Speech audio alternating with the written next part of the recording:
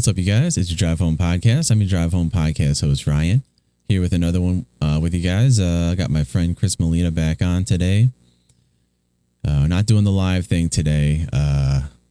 Just a little too much. Couldn't figure out how to get him on the live stream. So without further ado, let's jump into it with my friend Chris Molina here. See if I can get him in the frame. I don't know how this is going to look. Never used this Google Meet before. Always used WebEx Meet.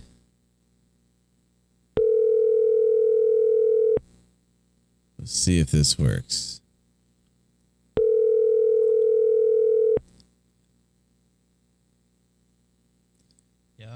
Yo, there we go. You hear me? Yeah. Oh, thank God. I know. This is the one to use. This is the winner. Oh my goodness.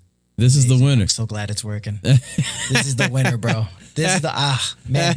I thought we were never gonna have this conversation. Me neither. I was starting to wonder there. I was like, this is getting ridiculous. Man. Well, yeah, so recently I discovered this Google Meet thing. And I'm like, okay, it's cool. You can share stuff in real time. Like, I gotta say, like, the audio sounds really good when you share stuff. Does my audio sound okay? I'm using a new mic right now. Oh, it's great. Yeah. Are you using the Rode? No, actually, yeah, the old Rode. Is it the Rode Pod mic? Yeah, I'm using the new one because me and my buddy nice. I have a friend named Dusan. He's doing videos where we review gear. Okay. And we're reviewing. I was a guest on his show. We were reviewing amp modeling. Okay, I'm nice. really big into amp modeling, and I'm really big into amp modeling and effects. Yeah. And he had me on there as like a guest to talk about stuff. So yeah, awesome. It was cool. Dude, that's so weird. I was just before I started this conversation, I did a little intro and I was talking about this. I just bought this. This is the Rode Pod mic, but it's a different color. And I wanted that. They had that black one, but either it was more expensive just because of the color. I think that was why I didn't get it, because the all black one was a little more expensive. But I see. This one was like maybe $50 cheaper. I was like, whatever. But okay, cool. This is my first time using this thing too. So both of these sounds great. I'm impressed with them. I love the way they sound. I'm running a lot right now with this, so I don't know how loud. I feel like I'm pretty loud. Yeah, you're just fine. I think the program regulates the volume actually. So it's like no matter what I'm doing. Yeah, some compression, some limiting going on. Well, I was doing some of these. Well, okay, welcome. Chris Molina, yeah, thanks. Long time, good to be here.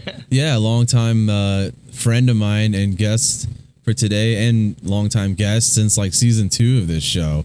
You've been on here. A long yeah, time, dude, brother. Lots ever since I think we were even just doing audio, and you were on a couple times. There was no video; it was just talking exactly. Audio. But I like this WebEx. That going back to the Google thing, you can't even record. Yeah. So speaking of that, I'm not recording this right now. I need to be recording this. Crap, I hit something. Okay. What did I hit? Yeah, every once in a while, you're showing me myself on your screen. I see that. How did I just lose your video? I don't know. I just lost. And then I'm thinking to myself, what just happened? Close that. Okay, there we go. There you are. Yeah, there used to be a way to, I think because I'm not paying for this now. That's why I'm not able to record. But at least cheapskate. Yeah, I know. Well, I'm paying for the Google thing. I'm paying for that. I think I paid. Well, actually, no, it's a 3-day trial. I'm going to cancel that crap. Cancel that crap. Yeah, man. No way. I'm paying for that thing. That thing sucks.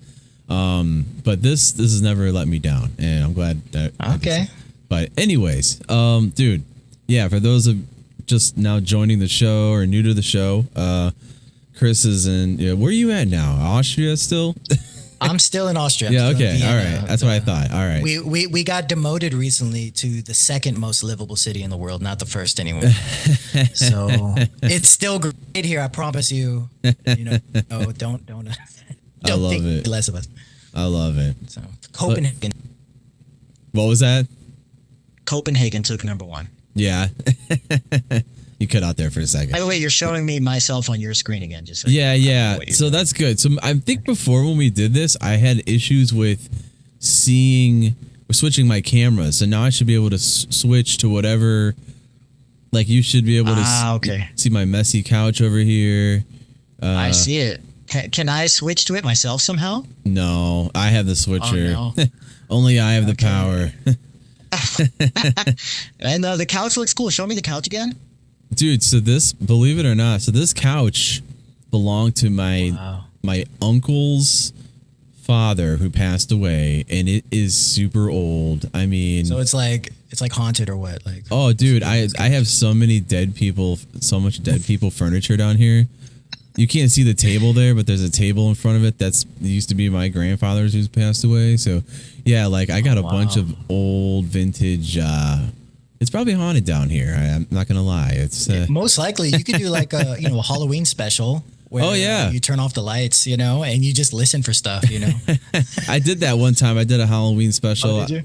I was dressed as, of all characters, Polka Dot Man from Batman, one of the villains from Super. Really? Out of all the villains, of all of them. Guy?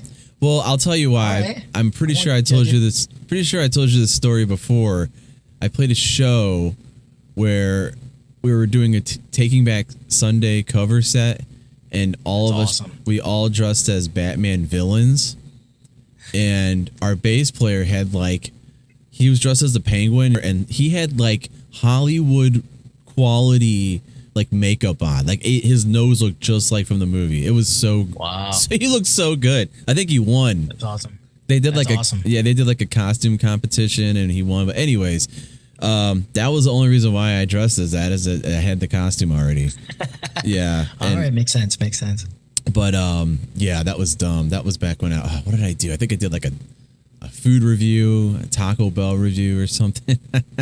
Well, yeah, Ohio's not the most exciting place. No. This is what we do here in Cleveland, Ohio. We do food reviews of toxic smell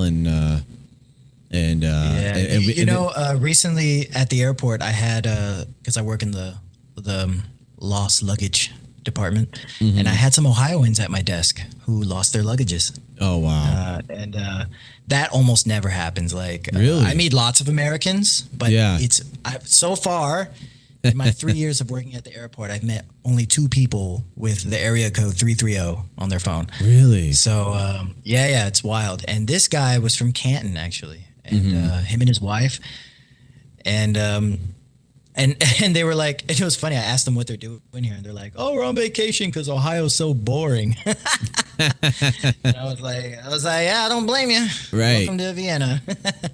Oh, it is boring. Yeah, there's some cool things to do here, but man, when it this time of year, okay, but as soon as winter hits, you're not doing anything. I mean, it's. You got to figure your own life out during winter. Right. So yeah, man, dude. So a couple things. I'll just go ahead and say this is a little news related. I like to get into news stuff. Just wanted to say, and just because I know you're a fan of this guy, rest in peace, Glenn Hansard. Oh, dude. No. How sad, right?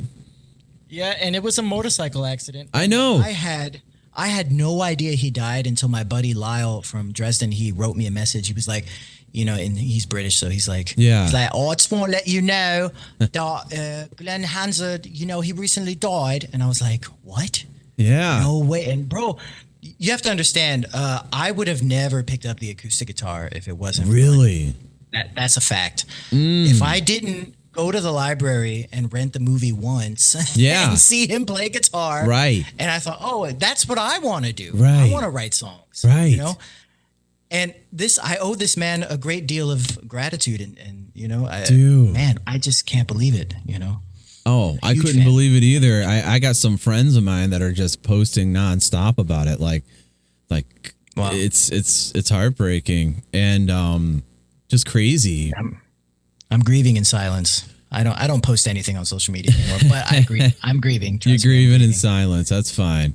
Glenn. I made my. How much of Glenn's music did you listen to, by the way? I'm just So honestly, I just got to say, just that movie, the music from that movie. No, that's cool. That's cool. That's all you need, actually. You don't need that movie. I think you get a good idea of. Now, I will say, ever since this happened last week, I've been watching a lot of videos. Have been just because I liked so many posts about it. I've been reels of it have just been shown to me, and if you can, go watch a documentary that he did once. Back when he was still in a relationship with Marketa Irglova. Yeah. The girl from Once, the girl who played the piano. He was in a relationship with her in real life, actually, for a short time. And during that time, they did a documentary about them, about their music and going on tour. It was amazing. And he has a band called The Swell Season. There's even an album called The Swell Season. Yeah. And this is the band every singer-songwriter wants to play with because they play so empathetic to the song. You know, they understand the feeling of the song, the mood of the song, and then they just play exactly what that song needs. They get it. Yeah. Yeah, man, they just get it. And they're an amazing band. And I learned a lot from listening to so many of their albums, literally front to back for years before starting my own band at some point. You know, so dude, wow. Yeah, like here, let me see if I can share. I don't know how this is gonna look if I share this screen. Does your screen change randomly? Because no, I'm talking with you, and then suddenly I see myself, and I'm like, I don't want to see myself. I change it. Well, I'm changing it because I'm recording the video in real time. So those are the dude. Before, the way I used to do this before, I had to there we go. Sometimes it's hard to get it to switch. I had to like piece by piece every time someone would say a word, bring the video in, or like you know what I mean. Now I'm just in real time doing it. It saves a lot of work ahead. Like it saves tremendous if the buttons amount. Work. Oh, dude, it like in post production of all this, I was even. So another reason why I was delayed with this, I was trying to get this to work on YouTube Live. So I've been going live on YouTube. I finally have I'll just show you real quick. Will this move over here? Yeah. So this is what I did. I took like a basic 8-channel head. Nice. And I ran so okay, I have this board over here that's like 16 channels. That's over here. Oh, you got the old PreSonus. Beautiful. Yeah. I used to use one of those at an old church I used to go to. Oh, it's great. And it has this fat channel that you can record like even on Pro Tools or stuff, and you can use all the presets from this, print it right onto your tracks, and save a ton of CPU power that way. Just as long as you have it right. Like you don't want to have too much compression or you know what I mean? You can't change it later. You can't change it. No, later, it's on there. Sure. Well, there is a way that you could set it as a way. You can like resend it to yourself as a wave and then it kind of gets rid of all that. I think. I don't know. But yeah, technology has come a long way. I know you can de-reverb things. You can do anything these days. Decompressing these days, that's some next level stuff. I know. Yeah, that's different. It's just going to sound more compressed. I mean, how do you bring back in the dynamic? You can. Yeah. I'm thinking with some AI plugin, maybe something like that. China's all over it. China's all over it. Look for it out on Temu. But here's the issue I was having. I could only use, unless you're using like an OBS server, I'm just using like a cheap free video program because I don't want to pay like $100 a year for OBS thing where you're using all your channels. So I can only use my 1 and 2 channel left and right. So I bought a left and right XLR to a mono out, ran that into the back of this PA. And essentially, I'm using the PA, the 8 channels on the PA to run my microphones. So this microphone is running into the PA, and the PA is running into the board. And that way I can use my fat channel on the board and all my settings on here. And then I just have these 8 channels here. So and which is cool because then now it's in stereo. Otherwise, it would have been like left and right. It was annoying. I did a couple live episodes like that, and it was left and right, and like. Unless you could set your device to play a mono, but who's going to do that? You know what I mean? Like, the average listener is not going to be like, oh, let me go to mono settings and watch this one podcast that couldn't get it together. But to be real with you, most of my life I had no idea what mono was. Really? Until I got into sound. I was like, oh, that makes sense. Yeah, that makes sense now. Yeah. But when you're just listening to music, you don't know anything. You know? Right. It's like, sounds great. But going back to Once and everything, I made my wife suffer through that movie. She hated it. she was like, "What is the? I'm losing him. My internet it's my internet. It's my fault. It was going too well." There we go. I just lost you for a second there. It's me, man. My internet down here, I really need to get it hardwired, like an actual, like an Ethernet cable coming straight down here because I'm going off. Bro, you're going wireless? I'm on a wireless, dude. I know. I've always been wireless. That's dangerous. I know. It's dangerous for what you're doing. I know, especially live streaming and stuff. Stupid. That's why I don't do it a lot. Yeah. But Okay, yeah, gotcha. going back to that movie, dude.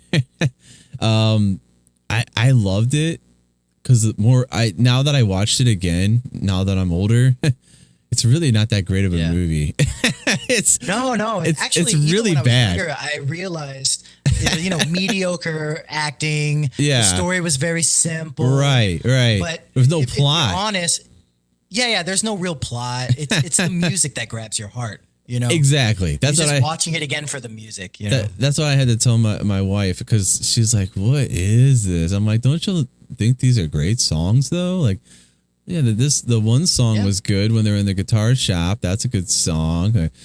But each song is great, and the beautiful thing about that movie is how it reflects reality to such a great degree. Because Marketa Irglova, she was the last one to join that band. That band was already assembled and they had their songs rehearsed and practiced. Okay, and she just kind of dropped in and added that salt and pepper on the piano, and it just brought everything to life so much more. And she did exactly that in the movie as well. Yeah. And I was just like, well, the movie's writing itself. It's happening in reality, So it's a great movie, I think. There's something I saw a video on YouTube, just to expand on this a little more.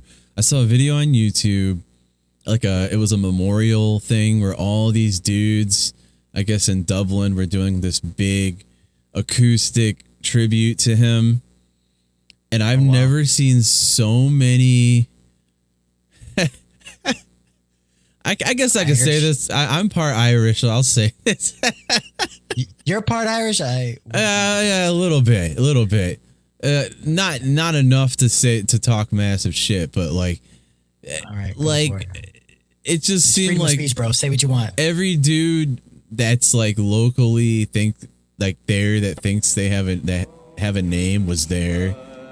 Dressed with you know what I mean, with the haircut and their acoustic guitar, and it was like every person in that area.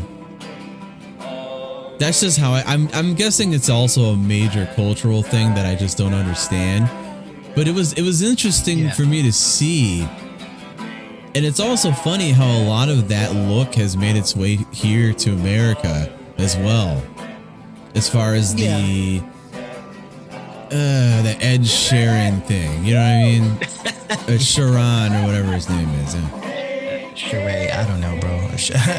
But it makes sense because American culture can become kind of stale, and you'll just find that we rip things off. Trends from abroad, trends from abroad, are coming over, and they feel so refreshing and new and nice, and not so what's the word I'm looking for? Not so cliche, Cliche, trendy, and it feels good, So, it just happens, and it's funny because these trends will begin to take root in middle of nowhere towns. Yeah, you know what I mean. That is weird. Yeah. Well, let me try this video real quick because I'm really trying to trigger me. Yeah. Well, I know you're a huge fan. So let me try this video first. Let me see if this works. We lost a good one today. It looks like AI. Gone to pastures. Can you hear that? Nope. No. It was part But actually, it's surrender, beautiful just to watch. part I saw him escape. live in Dresden with his band. Amazing, very inspiring. Another I sudden can bird is imagine flown, exactly how he's singing right now. I don't even need to hear it. and the time That face he makes when he's singing. You know, he means every word. I'm gonna take It was that just- out. We lost a pure soul, man. In, Yeah. in an age where every musician is faking it until they make it, we Yeah. lost the last of the real ones. Right. That's so true. Oh, gosh. It was sad, and like what was weird in that movie I noticed is after he would do, I think it was the scene where he has like a party, they're all drinking and stuff, and like it's just like an open house type of thing, and after like the next day he's riding his motorcycle, and he's showing that girl the motorcycle. Oh yeah, like, and she was kind of scared, like afraid of it, you know. Or he wouldn't let her ride on it. She wanted to ride on it. He's like, no, I don't want you to ride on this with me. I just thought that was weird that was in the movie. Like that's some, Yeah. like he must like after a gig or something like enjoy riding motorcycle or something. Because other than that, he was always walking around everywhere. Yeah, You know? it was kind of random. Yeah, weird. But yeah, enough on that, man. I can go on that for a while, but dude, yeah. Okay. So what's been going on with you? What's new in your world over there? You know, for example, what's new with me is a couple things. My parents finally visited me Yeah, I saw that. in Austria, which is Awesome. amazing. And you have to understand these are like real village folk. You know, they've never left the U.S. before. They've only been to Florida, I Yeah. think, just to see some family. Oh, they went to Puerto Rico once, but you know they're Puerto Rican, so it's not like they were really in a foreign land. So, Right. and I think they went to Connecticut once, but they're really Americans, like Americans. Right, They've right. never been in a place where nobody speaks English, for example. They've never been in a place that was really, truly culturally international, where, you know, they're just in another world with other ways of thinking and different people. They've always been around Americans, you know, and a couple funny things that happened, you know, like, so they came here, you know, they unpack and everything, and we're going around, we're seeing Vienna, lots Yeah. of cool stuff to see. I'm showing them castles. Nice. I'm showing them these awesome restaurants. We're just doing all kinds of stuff. One Sunday, after church, we go out to eat, and some friends say, "Hey, are your parents in? We'd love to meet them." And I have them meet me at the Hard Rock Cafe. And you're probably thinking, why go to the Hard Rock Cafe? That's an American restaurant. But Yeah. we had previously been to so many exotic restaurants the whole week that we just wanted to, they wanted to have something, you know, just American. That they're used to. We went there. Yeah, exactly. And the funny thing was, they were like chiming on about it afterwards as if it was the best food they've had so far. And I was like, oh, Americans. Like, you know, yeah, it was wild. Like they literally had some of the most amazing exotic food. I'm talking like 5-star restaurant stuff. Like we went to the best places. Like me and my wife, we saved up money. They brought money. You know, we were going to town. We were just having a good time. When you know? say exotic, though, what do you mean? Well, like I'm talking like, okay, exotic might be a big word. What I mean Okay. is high class food, some gourmet stuff. You know? Okay. Like And, like gourmet some of it was steak, exotic. meat. Like I know you don't seafood. eat meat, Think right? more seafood. Think more seafood. Seafood. I have started eating meat again, actually. Okay, that's I'm new just- too. I just don't eat any processed meat. I only eat lean meat. Okay. But anyway, so we, you know, for example, we went to a really swanky seafood restaurant along the river, and Yeah. they absolutely loved it.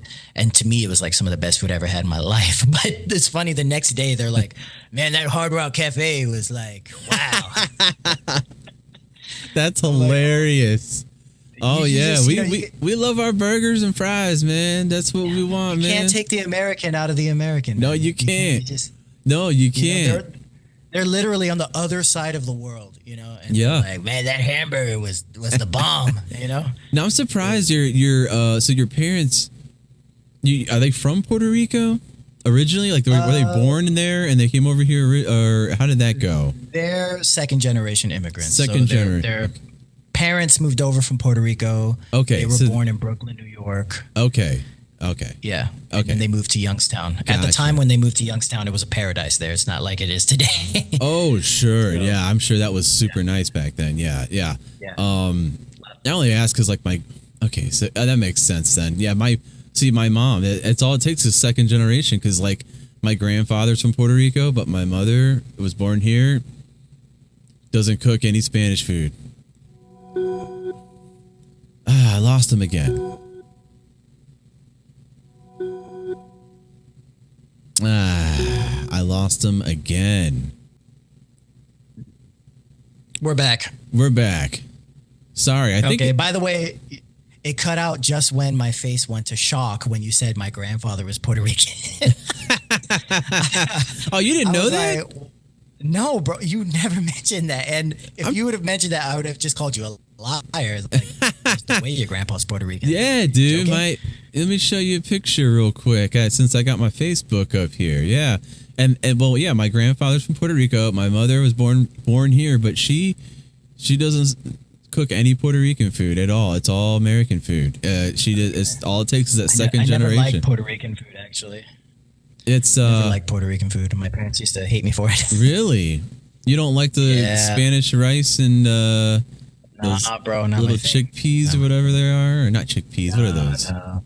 Oh, dude. I've always been way more into Asian food, which is probably why I married an Asian in the end. I don't know. Well, that's good. Yeah, it's got to be my internet over here because everything is slow. Like even just loading my phone. Dude, my grandfather's, I think you probably can't tell. He's super old. He just turned 98. We took him to this restaurant called 1928, which is the year he was literally born. And not even kidding. That's the year he was born, 1928. And here, I'll show you a picture of us here. Here's that's him with my mom. 1920. Wow. I'm wearing the same sweater. Yeah, and that's my mom. You see, my dad, white guy. But your grandpa, he has the face of a man who's seen a lot in life. Oh, he's seen he's seen some things and some stuff. Bruh. I mean, when I think about everything that's happened since 1928, I'm like, this dude has seen everything. Oh, dude, tell me about it. I actually looked it up. I'm like, how many events? There was so many things, and I was like, What happened the year he was born? The invention of penicillin. Oh, was in 1928. Before then, wow, people were dying. Yep, a lot. Terrible deaths. There was no that could be cured so easily. And then, like, let me think.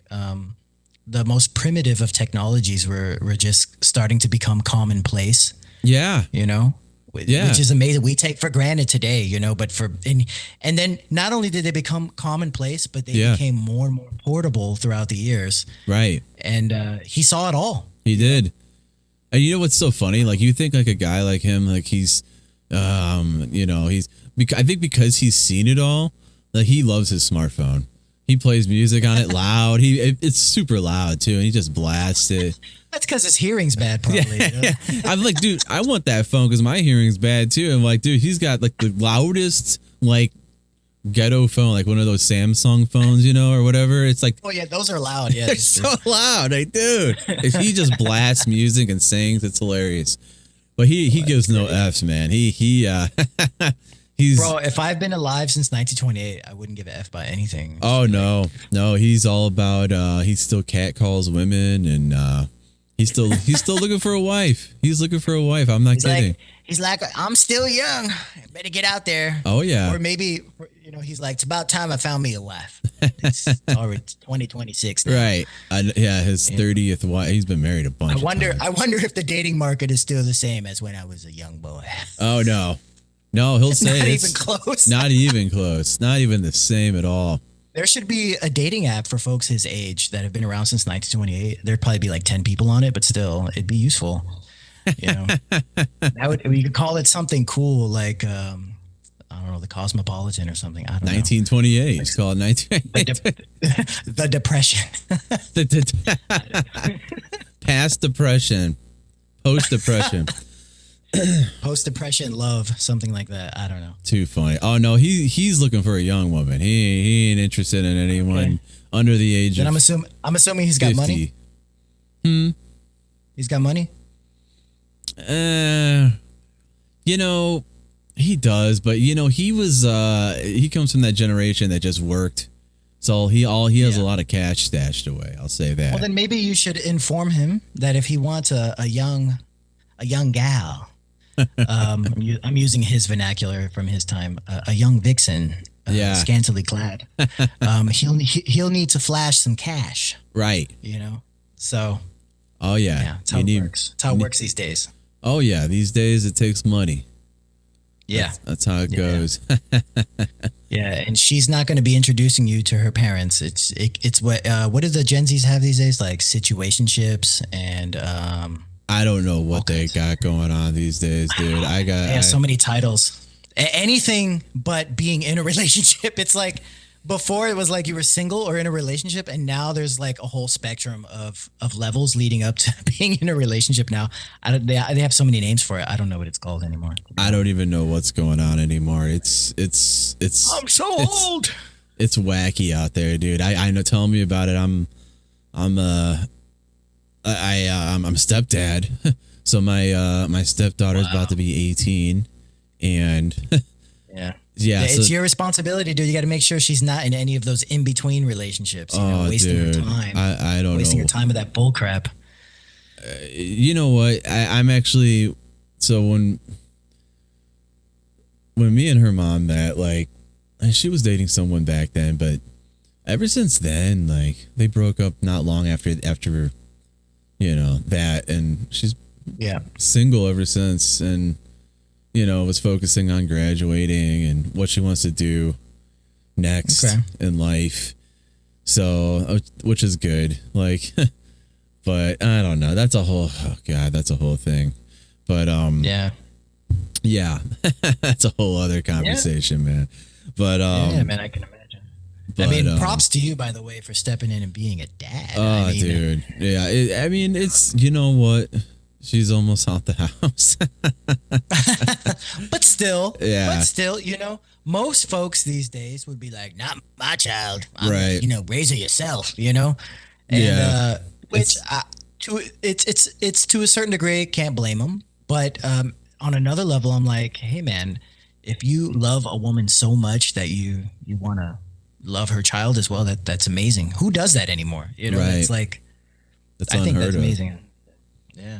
Yeah, it's unheard of. Yeah, it's a rare thing these days. It's I mean, it's weird. It's a weird time. We I don't know. I don't even know what I want to say about all that, but do we want to have a therapy session about it right now? We're almost at that year mark. We're almost at a year in,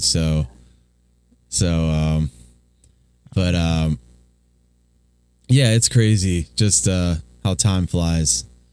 And we're already thinking about moving. We've already kind of outgrown this house. So it's crazy, man. I wish I had more content lined up for you here. I know we were wanting to talk about like church and stuff. Can you still hear me, by the way? Yeah. Okay, because the video cut out. And I was like, yeah, man. I think we should take a trip down memory lane real quick because we've both had some crazy stuff happen, especially in ministry. Yeah. Oh, dude, and that's kind of feels just like yesterday we were wearing our tight jeans, playing our ambient guitars. You know. Oh yeah, dude, it's crazy, and I don't know if I ever even like set up how. If I go way back, maybe like the first time you were on here, I may have mentioned how we knew each other. So I guess I'll just reiterate that. Chris and I played on a worship team together. The small town of Newton Falls. Was that Newton Falls or Leavittsburg? It was Leavittsburg, but it's right on the border. Yeah. Same. So it was the Leavittsburg Church of God at the time. I forget what the church is called now, but yeah, I've definitely told my story a million gazillion times on here about how I moved out there for a girl, got stuck out there. Who was my ex? Who was Chris's ex? Yes, I don't know why I always forget that too. That's so funny. And but it wasn't like anything weird though. I mean, everything was totally cool. But I just lost him again. I'll finish telling the story. Many years of Chris and I playing together on the worship team, and eventually Chris moved to Germany, and he's one of those guys I've kind of just kept in close contact with over the years. So I guess we'll start there as he's trying to reconnect to the video call. Come on.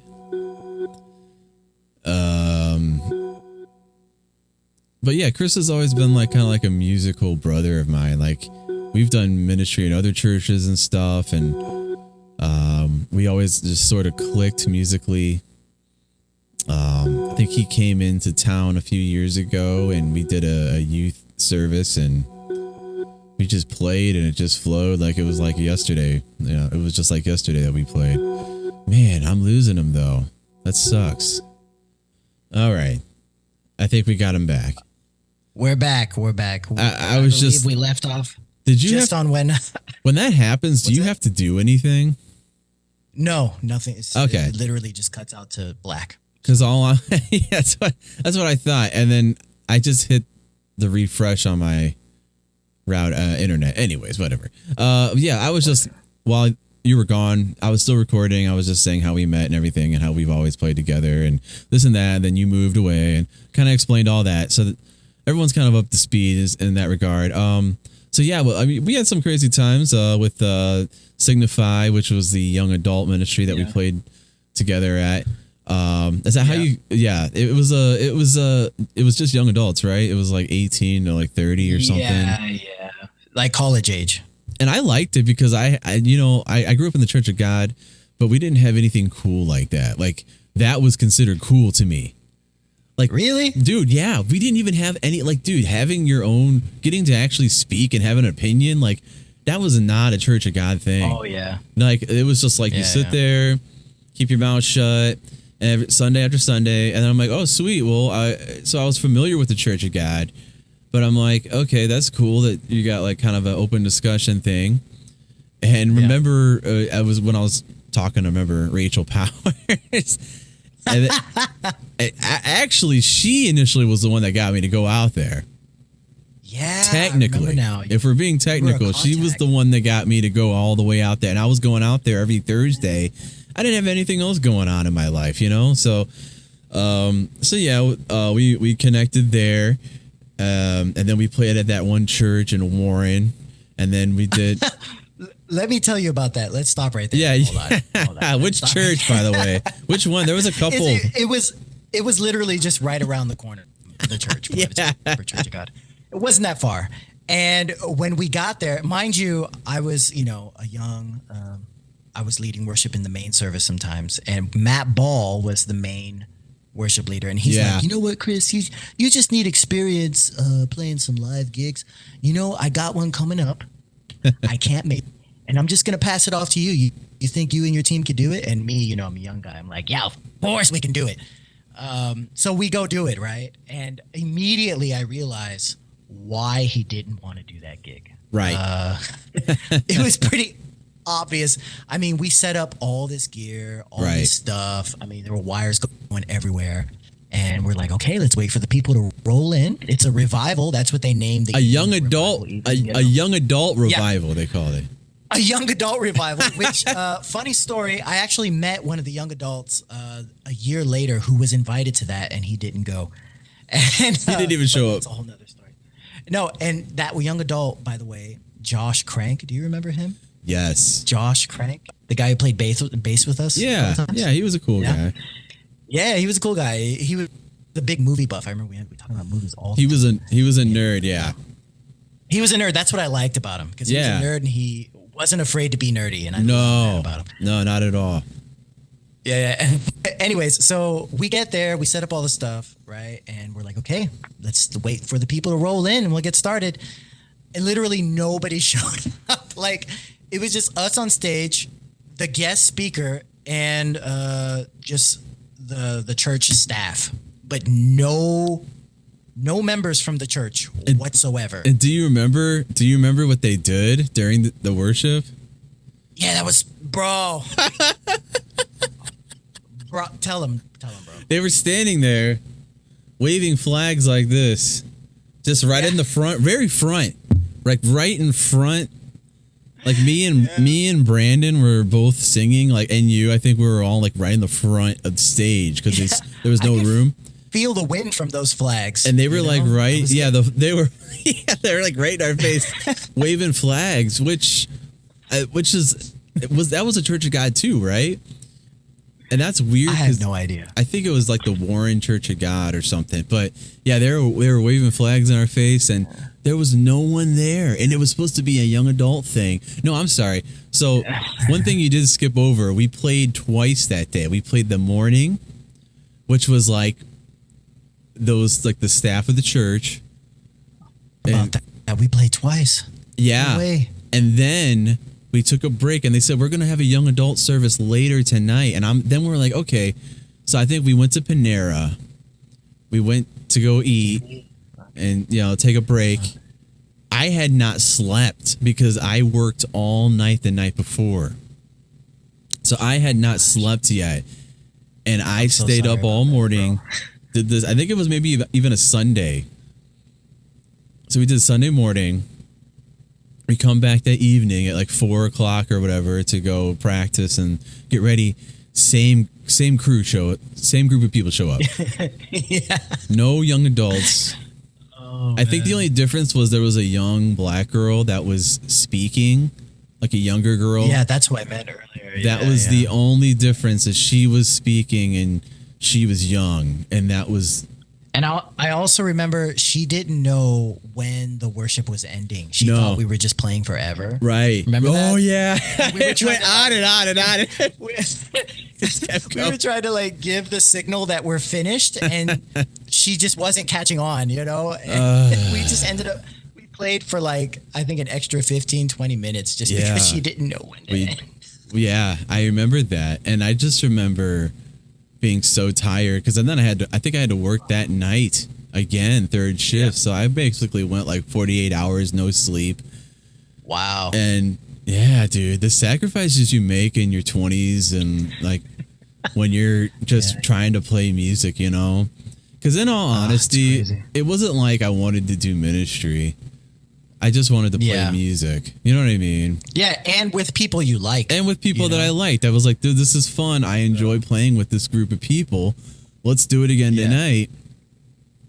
And it almost didn't really bother me that there wasn't no one there. You know what I mean? Because I enjoyed playing it. I felt exactly the same way. I was like, you know what I mean? These four walls. No big deal. I'm with my bros, with my crew. Right. Let's do this. Yeah.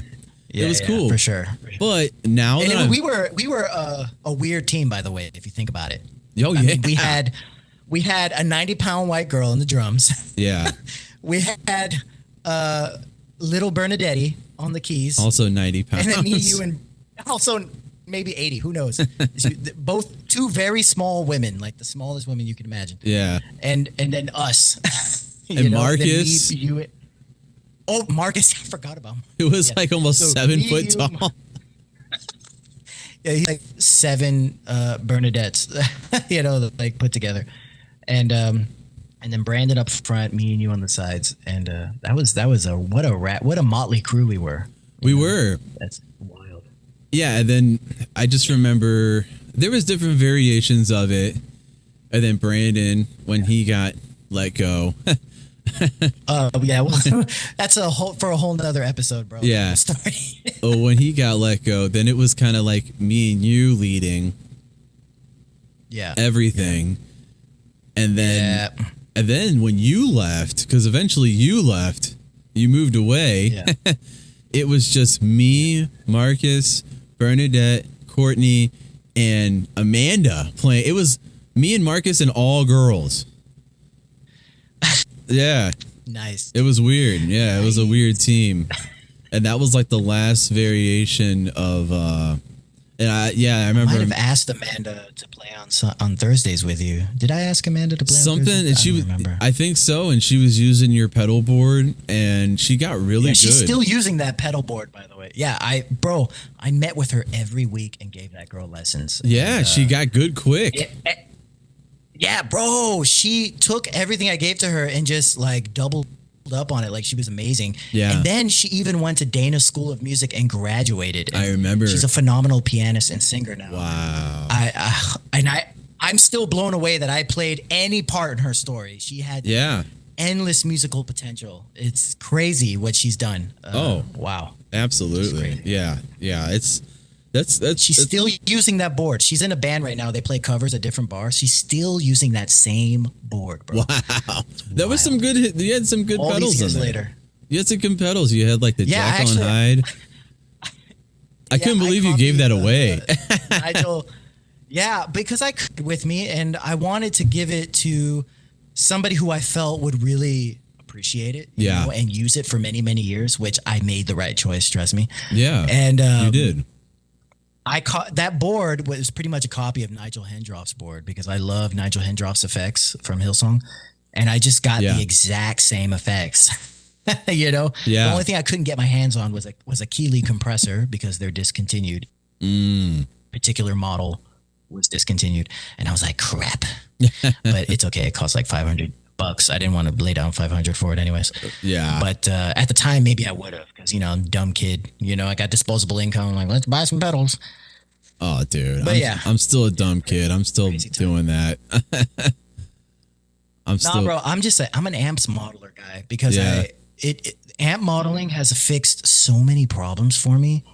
Especially I'm at my church now. I play electric guitar and sing. Yeah. And I need to go ambient cleans with delays to a dry distortion. One click. I can't be tap dancing. You know? So you know, these modelers fix so many problems for me. And the first time I saw someone really use it effectively was the lead singer of Thrice. And there's even an interview where he's talking about that. And I was like, man, that's exactly what I need. And I bought the first one I bought was the Line 6 Pod HD 500X. And it worked like a beauty, you know? And I was that's like, awesome. This is it, guys. You know, and then of course better ones came out and I bought those too because I'm a dummy. But I found one, the Tone X. And the Tone X, you can merge with analog pedals. And I was like, yes, this is what I want. But I can't use too many analog pedals or I'm tap dancing again, you know? So, well, I got the same thing. You can't do that with the Pod because I have the Pod. Which one do I have? Which one? The X, the HD 500X? Because I got the X one. The X, it's a big difference from the HD 500 and the HD 500X. Two really big differences. Is it this one? I can't see anything. It's been black like our whole conversation. This is the complained at all. Can you see me? No. You can't see me. You can hear me though. I can hear you, yeah. That's so weird. Wow. I hear you. So weird. Whatever.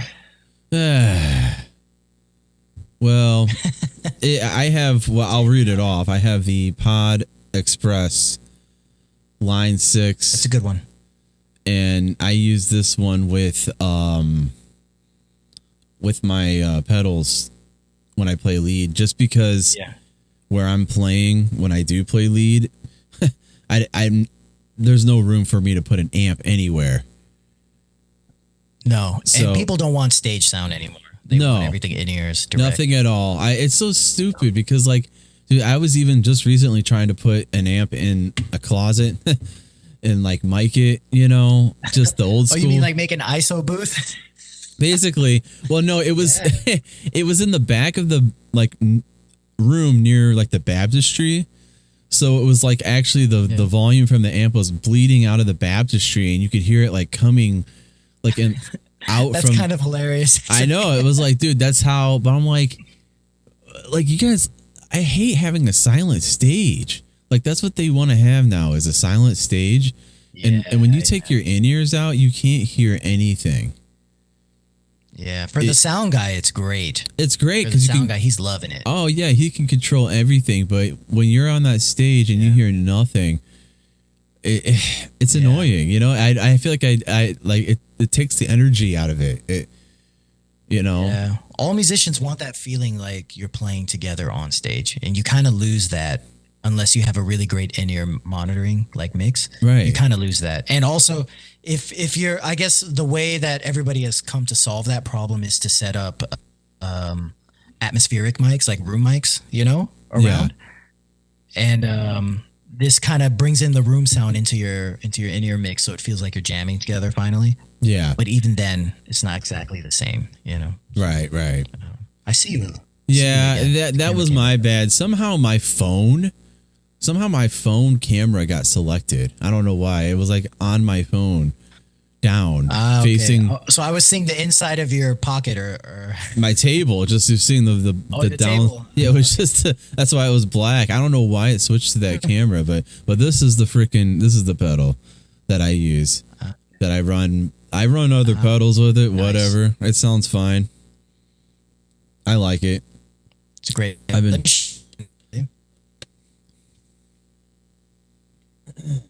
So yeah, we're This is my board. Oh, nice. Check this bad boy out.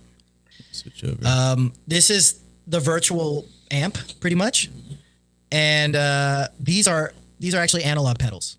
So I can run these pedals through here. And with this is Bluetooth. This goes Bluetooth to my iPad. And these are presets. I can set presets here, or I can do individual effects, however I want to program it. But I have to plan accordingly though before the worship service. Or before any gig, I have to make sure I have all the effects I want on here, and everything's right. And then so it involves a bit of planning. But so you're able to use like your iPad, like with GarageBand through iPad or something to no, add there's effects? an app. There's an app for ToneX, yeah. Oh. And I have it up all the time live, and I can change parameters as I wish, but usually I don't. Usually I have everything planned out ahead of time, so I don't have to think too much on stage. Okay. So that's pretty cool. Yeah, it works out great actually. Yeah, I don't play. I haven't been playing lead too much. That's just usually a one-off thing. Yeah. So I used to play lead all the time, and I hated it. Yeah, now I'm really? playing rhythm, and I love rhythm guitar, bro. It's fun. It's my thing, and I love figuring out 1,000 different ways to play a C chord, for example. Like that's just I love that. Yeah. Oh, dude, that's my thing. This is kind of embarrassing, but I've shared with you before my lack of knowledge on guitar, but nothing you can't fix now, buddy. Well, what I did was did you buy that? I bought these. That's from the commercial. I bought them. Bro, I can't believe it. So now you have the tools. I have. I've been learning, man. I've been learning different variations of chord, different voicings, and. Bro, no joke. The whole time I'm talking to you, I'm like, I know that book from somewhere. The back. That book? Yeah, because that commercial is. I mean, it's all over my feed. Oh, he did. For that book. They do a great job at promoting, and it's so true. Like the marketing, yeah. Like when it's so funny. He comes in, he's like, "Yeah, we're gonna play that song in a weird key again." yeah. He's like, it's in the key of B, and the guy's like, so where do I put the capo? Yeah, where do I put the capo at? I used to be that guy when I first started playing guitar. Me too. But I'll just give for all my listeners out there, you don't have to buy the book. Learn something called the Cage System. Okay. And you're done. Okay. So the book pretty much is giving you the Cage System in biteable bits, like little biteable bits. Because, and you're probably wondering to yourself, why do I need to learn how to play a C chord in different variations? That's because each shape has a different feel and different energy. Yeah. Maybe in a verse you want to play a C chord like this, but in a chorus you want a different C chord that gives you more full spectrum sound. Right. So it's called chord arrangement, and we've been doing it since the beginning of time. Right. Every guitarist should get on that. Chord arrangement is so important. Yeah. Yeah, man. Yeah. And see, at my church, like if we're playing in C, everyone plays the same C note. Oh man. So it's like, oh no. I'm like, dude, I'm not gonna be playing down here. I'm gonna play up here, You know what I mean? Like yeah. If you can find your space within the frequency range, you've effectively EQ'd yourself away from the rest of the band. Basically, and you don't have to play as aggressively because everyone's trying to overplay each other because they're essentially playing the same thing. And I'm like, just smoothly playing whatever, and man, it sounds a lot fuller, but it's not like overbearing. You know what I mean? So yeah, I love that on acoustic, playing just different voicings and stuff, and especially for lead too. It's helped me. But again, I haven't been playing lead too much. I've been leading actually, and getting into that again. Yeah, I mean, getting into that again. Yeah. Pretty much this year. So the beginning of this year, we lost our like worship director and leader. One of them. We had two. We have two. So he played piano and sang. He did a lot. He did everything. And basically, when he left, usually how it is, right? In most churches, there's that one guy doing everything. He was doing everything, and then when he left, we had to have a meeting. They always leave. Yeah. Oh yeah. Well, he was, but you know what though? He was there for 4 years. He said he was doing everything. He said he was going to be there, doing everything for 4 years, and he said he was only going to do one. He stayed for 4 years. So he was trying to hang in there until someone else would come along. There's just no one. There's no volunteers anymore. Yeah. There's no one coming along, man. I hate to tell you. So this year, I was like, hey, listen, like I'll step up, do whatever's needed. I haven't missed I missed one service this whole year. It's for my wife's birthday, around her birthday. That was it. Yeah. All year, I have been there every Sunday, doing whatever needs to be done to make it happen, and it's been rough, man. I mean. I'm actually going to be off this Sunday because it's my birthday. I'm going to be turning 40. That's amazing. I can't believe it. But I'm getting at the age now where it's like, dude, okay, like I'm only one person. I can only do so much. You know? Bro. I know exactly how you feel. I know I've had this conversation before on here, but there's a shortage of musicians in every church. Bro. I know. In every church, man. I know. I mean, it's a lot of work to do that for free. It is. It's rough. And I don't know. I've had people, I've had pastors, I've had like new church pant leaders. I actually had a guy recently. He's starting a new church, and he wanted to meet up for coffee. Oh yeah, is it called With No Walls? What's it called? Something with something. It's actually called. They're getting weird now with these church names. They were like Ascend and Transformation, a Transform Church, or now it's like acronyms. They're using acronyms for churches now. Oh yeah. This is SoCo, something like that, or we're called LOL. It's Lord over lifting up. I don't know. Well, I met with the guy. I'm just gonna say I met with the guy just because he was offering to buy me something. So whatever, I'll hear you out. Yeah. But I went free coffee, man. Actually, I couldn't meet up with him in the morning. So I'll just go ahead and this was just the weirdest exchange. He's like, hey, so I met him through another person who also just wasn't that interested, I guess. So he was kind of just pushing this guy off on me, basically. Anyways. So I meet with this guy, and he's starting a new church in Lorain, which is like kind of far from me. Not really. It's like a little further west from me, maybe like another 25 minutes from me. But here's the thing. I'm going in with the mindset that I've done this like a bunch of times, dude, with the movement, with King's Church, with another church called Gateway Church in Cleveland. I've done this a bunch of times with starting a church from the ground up already. Yeah, you were involved with a lot of like God churches, just starting up, I've been the startup guy for a lot of churches that have started up. Like I've been, and dude, I'm 40 years old, man. I'm tired. I'm too tired to to do that again. I don't know if I got it in me, but at the same you gotta time, find a comfortable gig. Yeah, I know. And that's the thing is it's not. It's work. There's a lot of work involved in it. Yeah, and especially when you're working with a big band. But at the same time, it's almost like dangling a carrot in front of me. You know what I mean? Yeah, bro.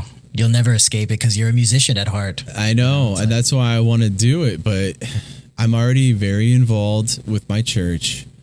My wife loves our church. She said she'd be very sad if we left. So it's almost like, you know what I mean? Like, same with my church, man. Yeah. Yeah. My wife's been going there her whole life. And okay. If I even mention the idea of going to another church where I know for a fact, like I even had other churches offer me jobs in worship ministry. And I literally just had to say no because I know that my wife wants to stay at this church, you know? Yeah. So it's rough. It's rough. I know what you're going through. But bro, let's get back to the subject at hand. We were talking about crazy ministry stories, and I wanted to bring one up. I don't know if you remember this. I don't know if you were there or not. Do you remember some? I'm gonna say these two words. Tell me what first thing to come to your mind: grill and chill. Grill and chill. Do you remember that at all? Let me refresh your memory. I don't know if you were there, but a Mr. We'll call him Batman. I think you know who I'm talking about. Yeah. He had this one event called the Grill and Chill, and that's where we come. And he had he had a big advertisement for it on Sunday and on Facebook and everything. And it said, "Come on out and eat food with with the ministry and fellowship with us." And then in small letters, it was like, "There'll be some light gardening," you know. And I'm like, "Oh, some light gardening. Maybe we'll just plant some flowers around the church a little bit, but mostly eating and hanging out, right?" Light gardening. No, it wasn't that at all. We got there, bro, and we were like slaves. Like right off the bat.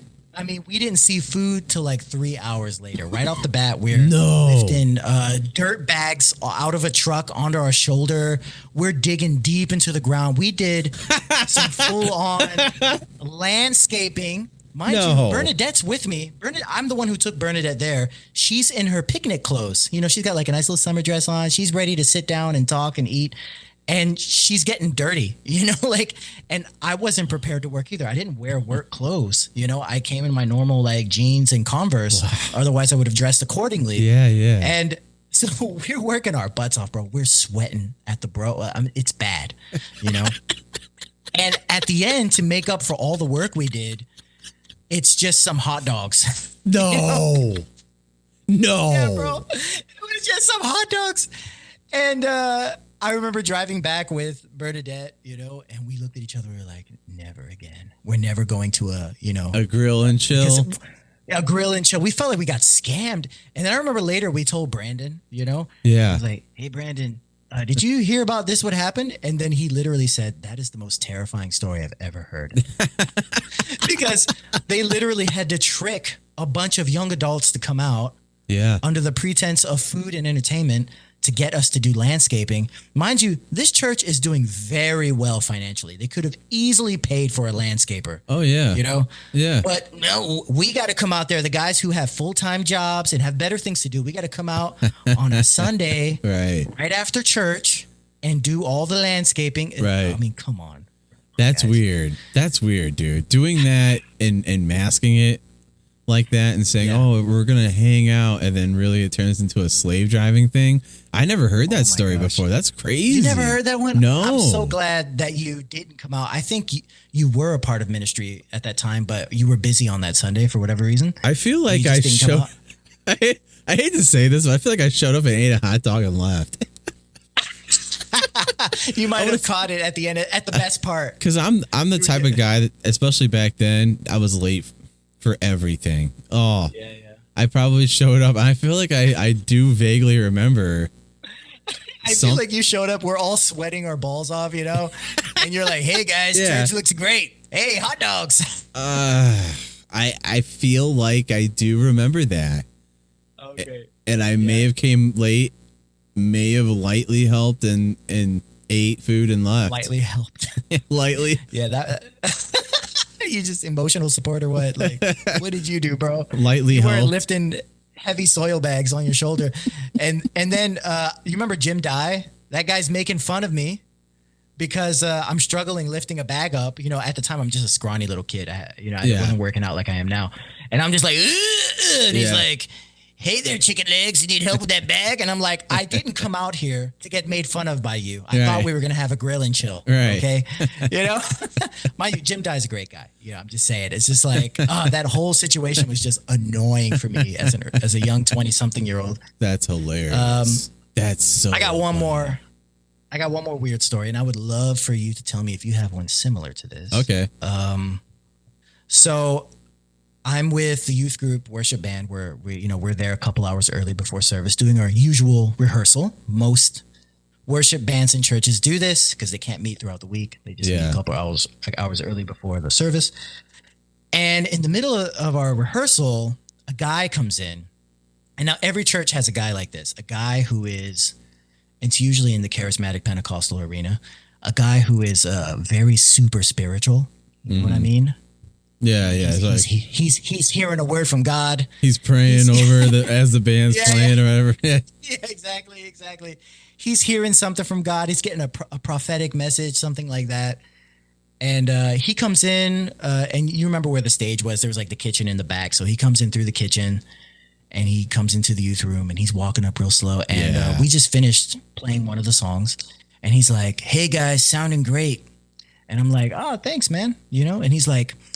And I'm like, okay, on to the next song, guys. We don't have that much time, you know. And he's like, can I just have 1 minute? I just feel like I got a word from God to share with you, you know. And I don't know what it was, but at that moment, I did not have any tolerance for this. I did not have any tolerance. I was a man who wanted to stay on schedule. I'm sorry, you know. And I kind of told him off. In the most gentle kind way. In the most gentle kind way, really. I was like, hey man, we don't have a lot of time. We got to finish up this rehearsal and keep going. I would love to hear what you have to say afterwards. Right. This guy got mad. I mean, really mad. And I think he tried to pass it off as sort of a righteous anger, like how Jesus would have it. But it really wasn't. It was just like his ego was bruised, you know, because he felt like he was a prophet or something, you know. Yeah. And he just sat there the whole time while we were doing the rest of the songs with this like mean face on. And before we finished the last song, he walks out, and I never saw him again ever since that day. And I was like, what the heck? What was that? That was so weird. That's strange. I don't think I ever experienced. But you've definitely had weird encounters with overly spiritual folks in your church. Oh, yeah. I've seen that. If you think back. Yeah. You can probably think of 1,000 times, you know, where you're like, oh, this guy just needs his ego stroked, you know, or this guy. Yeah, man. Come on. That's the problem with church, especially today, especially here in America, is there's a lot of crazy people. Did that camera just follow you when you turned? Oh yeah, automatically. Man. What? Yeah, remember when I was over here? It was doing it on its own. Oh, you didn't move it? No. Hey, look at that. It's an AI tracker. I love it. Yeah. That's awesome. Sorry, we got off track. Yeah. So, what was I saying? American churches. The problem with American churches. Yeah. Yeah.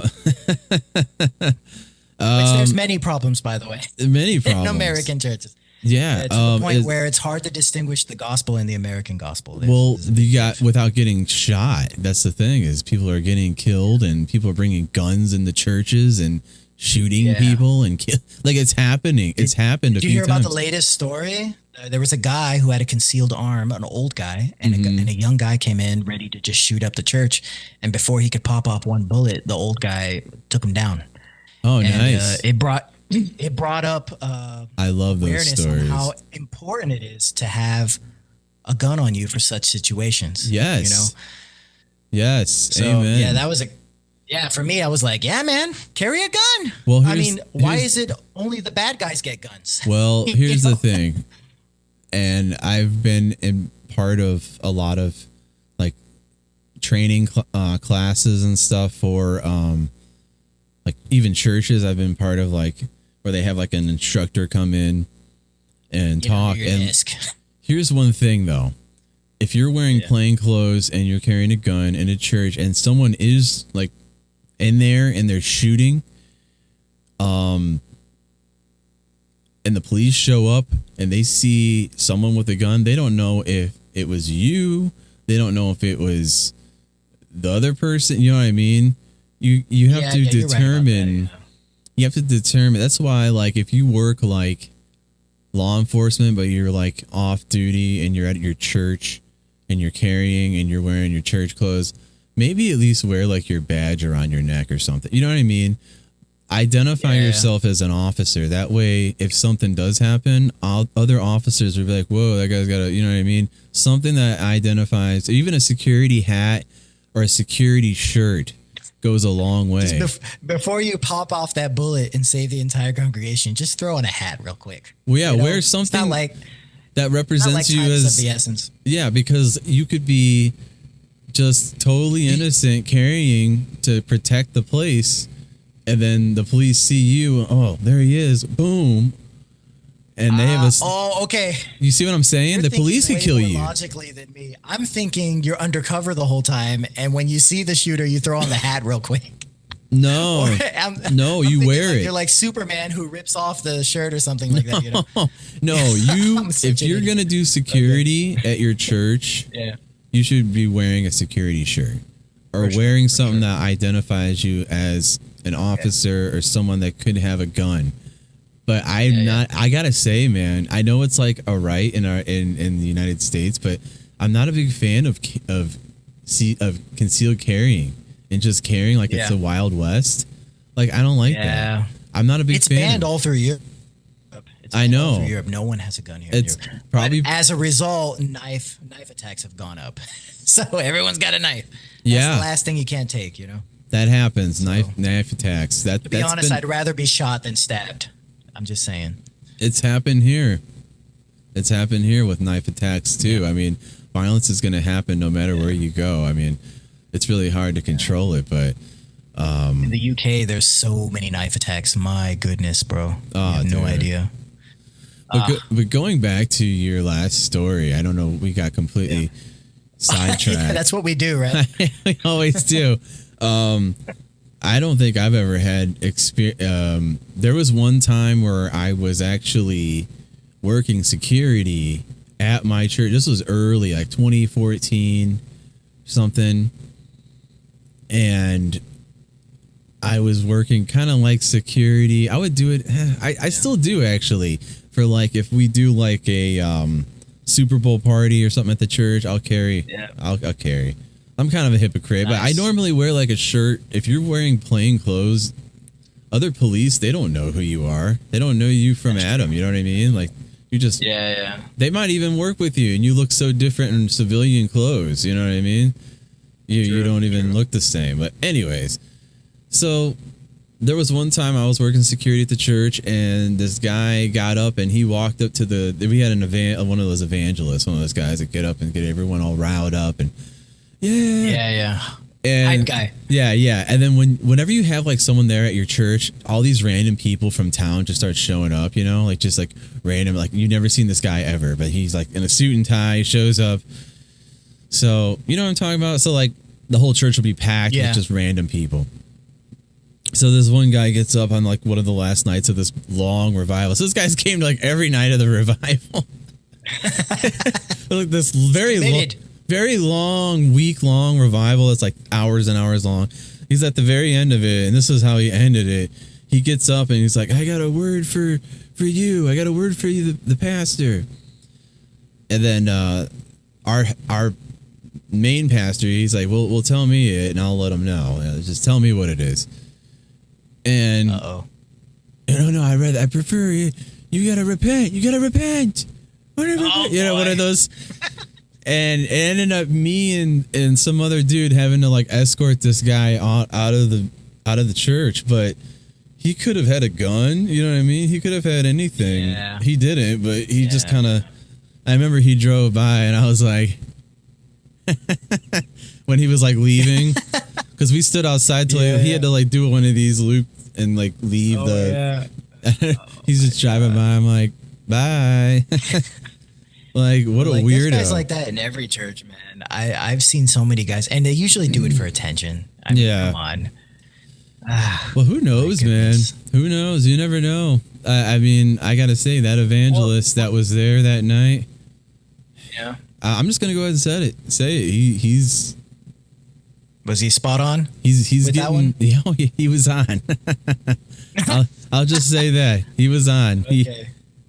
I would say he's an exception then, because I feel like most of the time when I've seen people try to speak on God's behalf, it was just because, they needed their ego stroked or something like that. It could have been a complete coincidence as well, but yeah, you know what I mean? But yeah, dude, it's just crazy. Like, dude, I was gonna have this video actually I had loaded up, but I didn't get to load it up.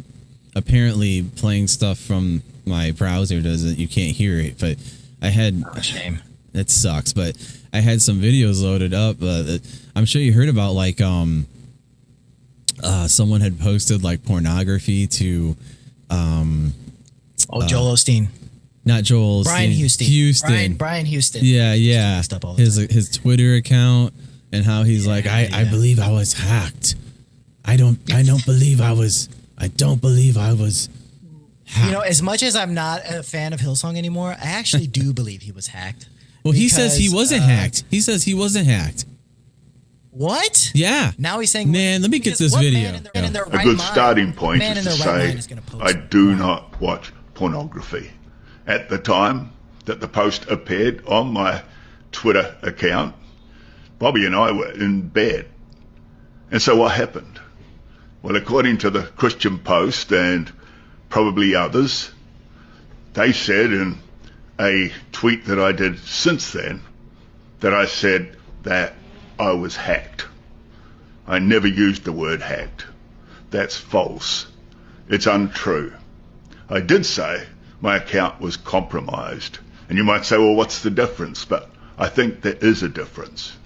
I don't believe that it's likely that anyone actually hacked into my ex account. Not impossible, but not likely. I believe that someone has used one of my own devices using my own passcode to access my phone without my knowledge or my permission. Someone with a grudge, wanting to cause maximum damage with perhaps minimum effort to smear me and to humiliate me. And I don't think it's the first time it's happened. I believe it's happened before. But did you ever watch the documentary on Hillsong that came out? No, I didn't. Okay. It was a 3-part documentary. Wait, which one? There was a few of them. I forgot exactly what it was called. I think it was called Hellsong. Funny. But yeah, give that guy a raise who came up with that name. No, but, there was one on Discovery Plus, and then there was another one. That's the one I'm talking about, the one Discovery Plus. I didn't see that one because I don't have that. Okay. I think there was one on Hulu as well. I didn't see the Discovery. Took the 3-day trial just to watch it. For me, it's personal because I pretty much learned how to play worship guitar from Hillsong songs. I learned how to do that. Right. I wouldn't know about half of what I know if I didn't study how Nigel Hendroff played guitar for maybe about 4 years straight. Right. But anyways, so for me, I watched it and I was like, okay, this is a very interesting documentary. A lot of eyewitnesses coming forward, people who saw things happen. And it was funny, a lot of the ways that he did ministry, like every American church just adopted. Yeah. Without even regard for their congregation. Like one of the biggest things was free workers. You guys get the honor of cleaning the church, of landscaping the church, of keeping the parking lot clean. You get the honor. And mind you, this is not like a small feat what they're asking for. They're asking people who have full-time jobs and families and other responsibilities to come to the church and work for free. You know, and I'm just like, come on, guys. Come on. There's There's nothing wrong with helping and stewarding the church. No, that's different. That's different. What you're saying is something different. I don't mind taking care of the church. I used to rewire the soundboard and everything. Took 4 to 5 hours. Right. Forever. Doing that. Put me in my area of expertise. You know, I'll help you all day and night, as it is my ministry, is my place where I work. Right. But you know, and if you say, hey, on Thursday, I need you to help me with some landscaping, no problem. But when I'm expected to do it regularly for about the same time as a full-time job, you know, with no pay, that's a whole different thing. Yeah. You know? Hillsong did that. They started that. They had volunteer workers who were studying there full-time and working, and they had to clean the church every day for 4 to 5 hours. I'm like, well, what is going on? What is that? You're going to burn them out. Yeah, that's weird stuff. And I got to say, that guy that I met with, that was one thing that he mentioned at that meeting I had with him. He was like, we might have and this is something that King's Church did, the church that I was at before, where they would have a Sabbath Sunday where they just wouldn't have service, because like the way they looked at it is all the people that are serving, they're getting there at like 6:30 in the morning on Sunday morning, super early. You're there all, you know what I mean? You're there all day till like 2 o'clock basically for free. You're working for free. So, so every now and then we'd get a Sabbath Sunday, get a Sunday day rest, whatever. Some people, they look at that as an opportunity to go to another church, and I think that's kind of a bad thing for your church if you take Sundays off, personally. But anyways, he was kind of like talking to me about how he wants to maybe one Sunday a month have a work day. So instead of having so this is kind of similar to your story. He wants to have, for his new church that doesn't exist yet, once a month, he wants to have like a work day where everyone, instead of having church and having to have a message and everything planned, he feels this would be easier to have people come and work in the church or doing landscaping outside. Or I'm thinking, dude, no one's going to show up. No one's going to show up to that. Other people have such busy lives, and they're looking forward to a good message. Yeah. Worship, you know. And then imagine you have the worst week of your life, and you're like, can't wait for Sunday. Landscaping, you know. Come on, man. All right. Come on, bro. That's hilarious. That's so true, man. Bro, I got one more story for you, if you'll allow me. Yeah, go ahead. It's the worst one, and it's gonna hurt you particularly in your heart because you're a musician. It's about crappy sound guys.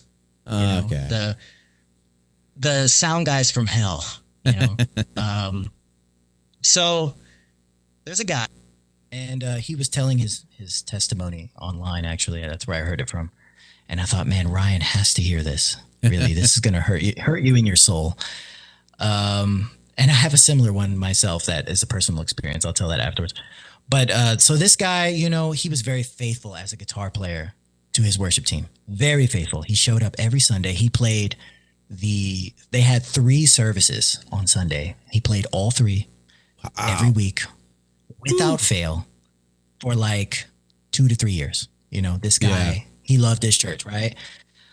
Come to find out, because, you know, he always asks his wife, like, can you hear my guitar out there? Does it sound okay? And she always goes, not really. I don't really hear it, you know? and then the sound guy, in passing in a conversation at like a church gathering somewhere, he mentions, oh yeah, some instruments I just mute because I don't like them. All right. You know, and one of them was the guitar, of course, right? Right. So this is a guy who's sacrificing his time to learn the songs, rehearse, sound check, everything. He's giving up half his Sunday for like 3 years straight to just not be heard by a guy who has a preference for what instruments he likes. Right. Just Just tell the guitar player to just get off stage. Don't waste his time. You know? And let me tell you something. When I heard that, bro, that hurt me deeply. I mean, you know how much work goes into preparing for a Sunday. Oh yeah. Yeah, you go and it's just muted and you can't even hear it. It's just straight up muted. He's like, yeah, I mute the guitar and other instruments that I don't like. And he can They're hear just it. not contributing. And it probably sounds so good to him in his in-ears. Yeah. But it's probably oh my gosh. That hurt my soul. Because I know there's other guitar players going through the same experience as him in other churches. You know, worldwide. There's just a sound guy. He's running the show, you know, and he decides what he doesn't like. You know? Yeah. So sad. I know. So sad. And it reminds me of my old sound guy.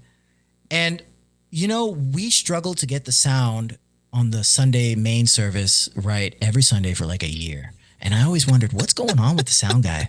What's his deal? You know, we even switched to electric drums. Right? We're like, yeah, maybe that'll fix everything. No. And come to find out, he's deaf in his left ear. Yeah. I had no idea. Yeah. And he's doing sound with one ear. Yeah. And how deaf? What do you mean? Like, does he have no hearing in his left ear at all, or is it like no hearing, bro? Hearing in left ear. Only his right ear works. You know. I mean, you could still get an idea of how things should sound. I think that's just someone that probably doesn't even... He was terrible at it. Yeah, and he doesn't... He was bad at it.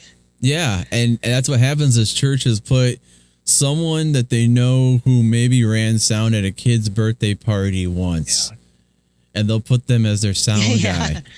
Yeah, that's what they do. I ran a couple tests on this guy. There was a couple sound checks where I just didn't play at all, but I just turned my volume all the way down, strum the chords. Yeah. And I go, hey, how's it sound? And he goes, sounds great. And that's when I knew something was wrong. Yeah, like, sounds great. We got to have a talk with this guy. Sounds great. And I even talked with Brandon about it. And Brandon physically walked up to the soundboard and pushed up the right fader so that my guitar can be heard. And he goes, I don't even know if Brandon remembers that. He goes, you see how loud that is? You see how it's audible? That's how I want the guitar. You know? But that's my sound guy from hell story. You know? And I dealt with him for years, bro. And I just gave up. I just ended up having to turn up my amp on stage. So I have a lot of stage volume. Yeah. You know? And that's the only way anyone would hear me, just from the stage. And I was like, this is it. This is all I got. You know?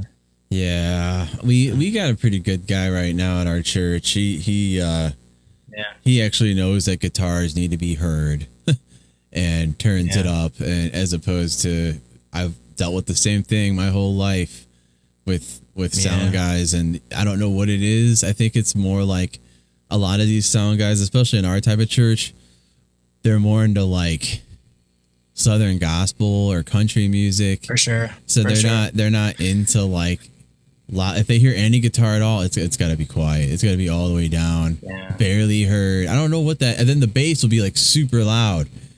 It's like, dude, like you can't hear any middle. The first thing when I'm training sound guys at my church, because I have to do workshops every once in a while, because people want to do sound at my church. Thank God. Nice. The first thing I teach them is that 2K kilohertz is the one that hurts your ears, and guitars, especially electric guitars, they literally live mostly in that frequency. Yeah. So what I do is I play a loop of an electric guitar, and I go, okay, the guitar is clearly too loud. What do you do? The first thing they do is they want to lower the volume, right? Mm-hmm. And I go, EQ the 2K out, and then see how smooth it sounds? See how nice it sounds? Yeah. And guess what? You can still hear it. So the first thing I teach sound guys is the frequencies that hurt the ears and the frequencies that allow it to sound warm and smooth, and you don't have to turn the volume down. Right. Just get rid of the ear bleeding frequencies. That's it. Right. You know, it's so important. Most guys don't know that. They're just like, guitar too loud, turn it down, you know? It really bothers me. Yeah, no. Because I'm a guitar player. Right. Like one of the first things I had to learn, you know? Yeah, you gotta scoop out those bad frequencies. It's something you learn, and that's something I really didn't learn until I went to school, to that workshop school that I went to. Okay. But it does. I see. It makes a tremendous difference, and I don't know, man. It sucks. I was down here putting this stuff up on the walls. We're trying to get like things rearranged. I just mic'd my kid over here. I got my whole kid. Looks good. So I'm trying to get it all clean looking, you know. I don't know how far this camera will go. Yeah. I don't know. Just trying to get it all set up. That's the farthest it's turning. I'm trying to like label it. It's looking good. Trying to get things labeled, you know, and permanently set. I basically made a bunch of took a bunch of XLR cables, basically made a bunch of like mini snakes, and just ran one for the drums, one for the podcast. And that way all these mics are connected. There's not a million cables everywhere. They're all tucked in. And that way I can have two scenes at once. I can have all my drums.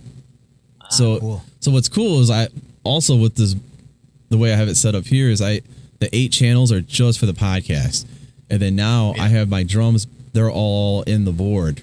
So 3 through 16 is all the drums. So okay. Man, we got to do a live jam, bro, on the stream sometime. That'd be sweet. I don't know how that would work, but first thing for you is you get an Ethernet cable. Oh yeah, that would not. That would not work. Yeah. There's Have you ever heard of Session Wire? I've heard of many programs that let you jam online with folks. I never heard of Session Wire though. I want to say that's the Pro Tools one. I don't know. I'm an Ableton guy. Yeah, I know. I don't know anyone that's in the Pro Tools world like me. Man, Pro Tools is a bit old school, man. It's becoming obsolete as well. It used to be the industry standard, you know? Yeah, but these days with all the tools that are coming out with like AI and stuff, you can throw that in Pro Tools, man. You can make it just as good. I just downloaded, I just got the Waves, an AI tool from Waves. So if you recorded a vocal in a very... a room with lots of reflections, it just gets rid of the reflections, you know, and your vocal sounds upfront and intimate. Right. And I was like, this is some witchcraft right here. You know, like, what is going on? It's almost like cheating. It's kind of like cheating. I used, believe it or not, on the podcast, I did a live podcast with my friend Joe a couple months ago, and there was a hissing noise in my microphone that ended up bleeding through the whole project. So what I did, ozone, right? I got a gate. I was gonna get that. I got a gate called what is it called? It's by it's a drum noise gate. Oh, is it called silencer? Yeah. The silencer. I have dude, yes, I have that one. That thing is awesome, man. It is so precise, and you can like fine tune it. It's so precise. And I was able to get rid of that hiss throughout the whole episode. You can't even hear that it was ever there. It's so good. That's awesome. And I just what would we do without tools like this? I know. And I didn't even use it for drums. I just used it for my mic. It was awesome. Yeah, I'm like so impressed with technology, but it's at the same time it's so depressing because AI, dude. I got a buddy. Ruining everything. I got a buddy of mine who's making an AI album. Actually, well, no, like bro, he's been. Why are you friends with that guy still? He's been making, and I'm just like, and there are people who are releasing stuff on iTunes and like making money off of it. And bro, Timbaland, the biggest music producer in the world, said in an interview that every studio he's in recently uses AI for something. Yeah. You know? It's in everything. It's like, bruh. It's in everything. It's crazy, man. This is why I'm committed to never using AI because for me, I feel like the world needs new music. And I'm no super genius, you know? Yeah. But at least it's going to be my work. And right. I'll have influences from other artists, but AI, at least I'm not a complete 100% amalgamation of every artist that ever lived like AI is. Right. So that's weird. That's weird to me. It is. I don't like it. It has no soul. It has no. When you listen to it, there's like no. There's something manufactured about it. It's just. I tell you what, though, I do enjoy those AI remakes where they remake like old songs into different styles. Like I saw one, it was like 80s style Corn. And I thought that was hilarious. Like I saw a gospel version of Creed, and it was just like the best thing ever. They did John Mayer's Neon, that song Neon from John Mayer. They did like a metal version of it. And I was like, that is so cool. Like for stuff like that, it's okay. Yeah. And, they're remaking a song that already exists from an original artist. It's not like they're making up a completely new song and trying to pass it off as a new song from an artist. Right. Which is what's happening today. Yeah, that's not cool. That's not cool. Yeah. I don't like that. I saw that same thing. Yeah, it's Suno. It's called Suno, right? Suno AI. Yep, that's what it is. I heard Suno so much. So one of my former bandmates, he took all of our old songs, like really, really old, crappy recordings, and put it in there, and made it sound like really cool. It sounds awesome, but it's not how it sounded. You know what I mean? Yeah. And to me, when I think of that, I'm just like, I don't want that to be my memory of. My memory isn't something polished. It wasn't bad. It wasn't good. It's supposed to be bad. It was bad. It's supposed to be bad. I don't want that to be, that's how it was. Like, no, that's not how it was. That was a fake version of it. Like even photos, like there was like a simple photo that me and my wife took. There was a broom in the background and I used my AI like cleanup thing to get rid of the broom. Get rid of the broom. Why did you not want the broom in there? Why? So now I'm not going to remember that broom was ever. Now that broom never existed. It's just like I know it sounds weird but like, come on, man. Like, did things have to be that polished and? It'd be really creepy if you were walking around the house and you're like, "Where's that damn broom?" I think I erased it from existence. It's just, yeah. That's like a Twilight Zone episode or like a Black Mirror episode, man. That's bro. We should be writing episodes like this. That would be good. Oh my gosh, that'd be telling stories or something. Just make this one of those type of podcasts. The one thing that's annoying me to no end with AI is, are all the AI ads. Bad. There's at least before you would have like a real human giving their best attempt at advertising something. Yeah. Or you'd have a very rich company hiring professionals to do an ad. It was either A or B. You got nothing in between. Right. But now the ad is like, you know how AI people chat, how they chat, how they talk. Yeah. You know what I mean? They're like, and I'm getting the same ads over and over, bro. It's like, if you are having trouble with finances, and it's like a weird guy and his mouth isn't really matching the words correctly. It just looks funny. And I'm just like, he's like, I've been doing this for 15 years, dude. You haven't existed for 15 seconds. Yeah. He's just, like, if you have trouble concentrating and can't be productive until the deadline is on fire, well, I have give me 15 seconds and I'll change your life or something stupid like that. And I'm like, I hate AI so much. Oh, it's a love hate. They've robbed the soul. They've robbed the soul of advertising as well. Yeah. It's a love hate thing for me. I do love that I can figure out anything now with ChatGPT and like things that I just couldn't figure out. I'm like, okay, I'll just ask this. But there was a comedian I saw. It was so funny. He was like, yeah, it's fun. Wasn't it better when we just didn't know shit? Like now we just we know like I want to know how old the lead singer from the Rolling Stones is. Oh, I could just Google that. He's like, back in the day, I would just wonder. I would go my whole day wondering how old the lead singer of the Rolling Stones is. And then he's really old. Yeah, and then he's like, then I would go to a concert and see a girl with a Rolling Stones shirt on and ask her how old he is, and she would know, and that's how you met your freaking wife back then. He's like telling a true story, by the way. It's the truth. That's kind of how it is these days. I mean, it's yeah, it's kind of cool actually. Because we know everything, you rob yourself of opportunity. That's yeah, man. Yeah, but there's the danger of, like, I don't know about you, but me growing up in the early 2000s, I felt like there was so much misinformation, but in the funniest way possible. Oh, like, I know. Like, we just laughed and just went about our day. Yeah. And like, what was the one? Marilyn Manson had a rib removed so he can like suck his own thing off. Oh, and that never happened. That never happened, but everyone said it happened. Everyone, and it's still to this day. I think it came back. Yeah, it's made a comeback. Like, I heard so much crap growing up that just wasn't true. I know. It's like it's I liked funny. It better when we didn't know. Yeah, it's funny now looking back. I'm like, because you can Google it now. Just ask AI. Is this true? Is that true? Right.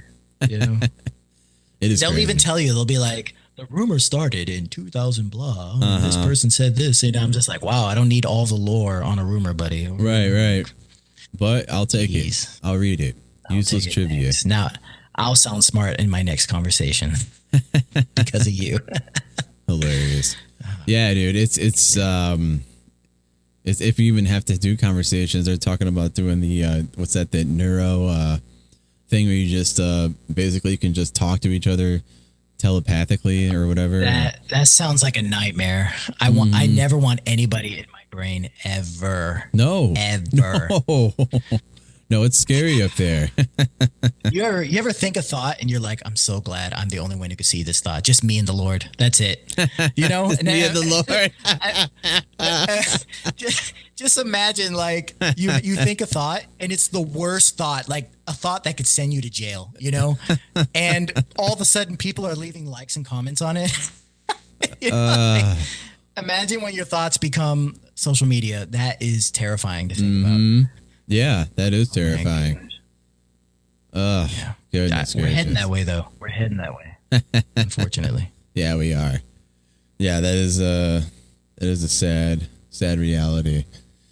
But dude, I do have one kind of funny thing. I don't know if you can hear the audio on this or not, but I hear it. I just hear you. Let's see. I thought break it down for me. Here's just another example of church, and I know we've stepped in and out of that topic, but I'm sorry. Oh, I hear it. That's very interesting. You sound exactly like someone that I know. As a matter of fact, my master taught me how to do this. Let's watch him. Let's hear what he has to say.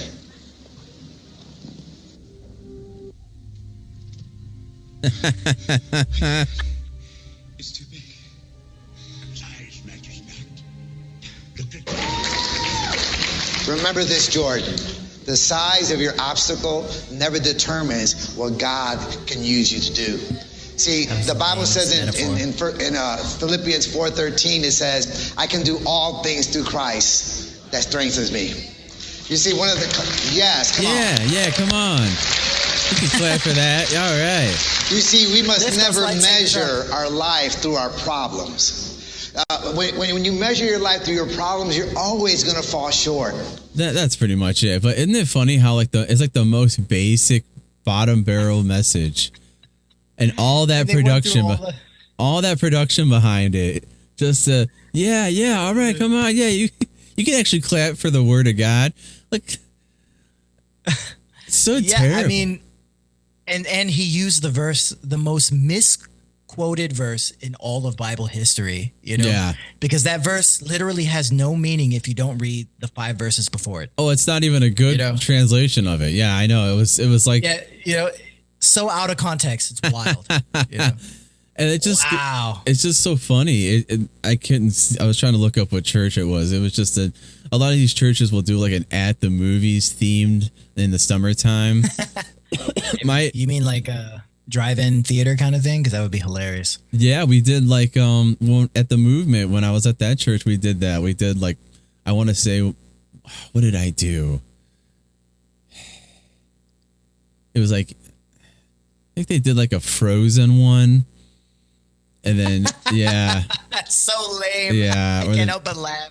It was bad. Let me guess. They sang Let It Go, right? Oh, They yeah. sang Let It Go. They did Let It Go, yeah. Gosh. We did that a lot at that church. You played guitar. You played guitar on it, right? I don't think I actually participated in that one. That was the one I did was 80s themed, but I can't remember what. I just remember I was playing drums and I wore like the shortest shorts I could find and like super short. And I was like in my 20s, so I wasn't like that overweight. So I had like this blue tank top shirt on, just wristbands, like the sweatbands. And we did Don't Stop Believing. So I was just right on the bell the whole time, And that's so funny. Yeah, that's what I did, but I don't know why we did. By the way, at the Movement Church, their sound guy turns the guitar up to 10. Oh yeah, it was all the way up. The one time I went there, I remember thinking that guitar is louder than everything else on stage. That is ridiculous. Oh yeah, and he was just playing a little 3-note triad, by the way. You know? And it was so loud.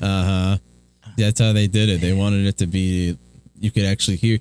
I will give them that. They were doing things different from traditional churches at that time. And that was like, early 2010s. Yeah. So mind you, I love the fact that the guitar was up, but I was ready to step out for a moment because my ears were ringing. They did. It was just the guitar. That's it. It's so loud. They didn't know what they were doing. They knew what people wanted, but they were doing it. You know what I mean? Like kids these days like loud music, right? Yeah, turn that guitar up. Yeah, but bro, man, there's that church has changed big time.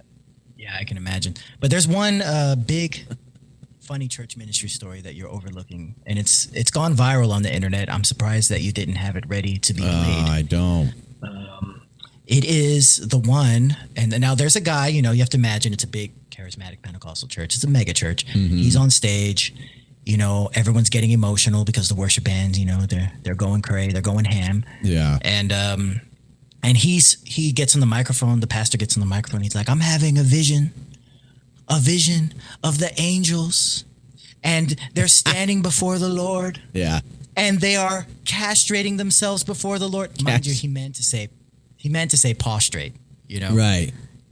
Yeah, but he said castrate. Yeah. And the service had to stop, bro. The service had to stop. There's no way you can finish that service after you say that. It's impossible. And then his wife gets in the comment section of that video and leaves a long comment like, yep, that's my husband accidentally saying castrate instead of prostrate. And I'm like, bro, you had to embarrass him twice? Like, that's hilarious. Let it go. That was a good one. And that's a good one. And there's another one with a guy's, he's like, someone here, they're struggling with bulging discs. I remember that one. Yeah, that was a good one too. Yeah, my wife actually sent me that one. Oh, that's hilarious, bro. And there's no way, both church services ended after each one of those statements. Yeah. They were just like, we're not going forward after this, guys. It's over. That's so Play funny. us out, band. We're done. Yep, see you next week. Yeah, that's man, it's so funny. I wish I did have more videos like that set up like this. I actually have a folder in Facebook just filled of like all podcast topics that I wanted to talk on, but I would unfortunately when I share them, you can't hear the audio on it unless I have it. Yeah, I have to have it like pre-downloaded, like I did that last video. I had that downloaded in here, but I have to have all that. It's a lot, man, to get all this going. It's a lot. I can imagine. Yeah, it's a lot. But I have to say, I really quite enjoy that all of America is having this collective experience of having weird stuff happen on Sundays. I think that's really cool. I think that's super funny. Oh, dude, it's so strange. The place where I'm at, you see, I don't know. Okay, so the first episode I did of this season with my friend Joe Joyce, we talked a lot about Bethel. We talked a lot about a recent controversy that came out of Bethel with this guy named Sean Bowles. And you know, I don't know. We talked about there's this guy Mike Winger who does these videos, and they're like hours long, man. And he goes in on these pastors, and they're just like, you know what? Like, so I watched this 5-hour video by this guy. A 5-hour video I watched. That sounds familiar, Mike Winger. Yeah, he does. You might like him. That guy. Yeah, he has some good stuff every once in a while. I like him. He's okay. I haven't watched too much of his stuff. I only watched a couple videos, but I wasn't like, you're not totally wrong. Yeah, so kind of going back to the first episode of this season, if anyone remembers, we talked about him. We talked about Mike Winger, and you know, like my friend Joe, he's a fan. I'm kind of on the fence with him because I feel like, you know, and he always says, you know, my ministry is offering all this money for information on this and that. Or what his ministry is that is just exposing false teachers or whoever according to him is a false teacher. Okay. I always say I can't always go with the loudest voice every time. You know what I mean? Like just because someone's what you mean.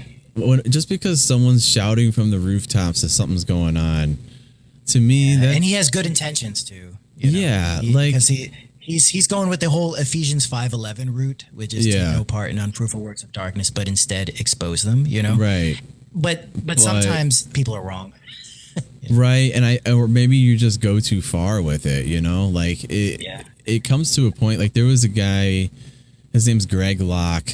He's one of those pastors that's just like, I'm calling you to repent right now. Like just like one of those like Yosemite Sam just shooting guns a-blazing, you know, and one of those ultra charismatic guys, and he's doing a video on this guy, and you know, I'm like, okay, you had me with the Sean Bowles stuff because that stuff involves sexual like stuff that was going on, like with him like going on trips with other young men, not like minors, but like young men that are like learning, that are going to like seminary or whatever, and going on these trips and like masturbating in front of them and stuff, like weird stuff like that. So yeah, you got me with that. Okay, I you got me in the first half, but then when you're going in on every single person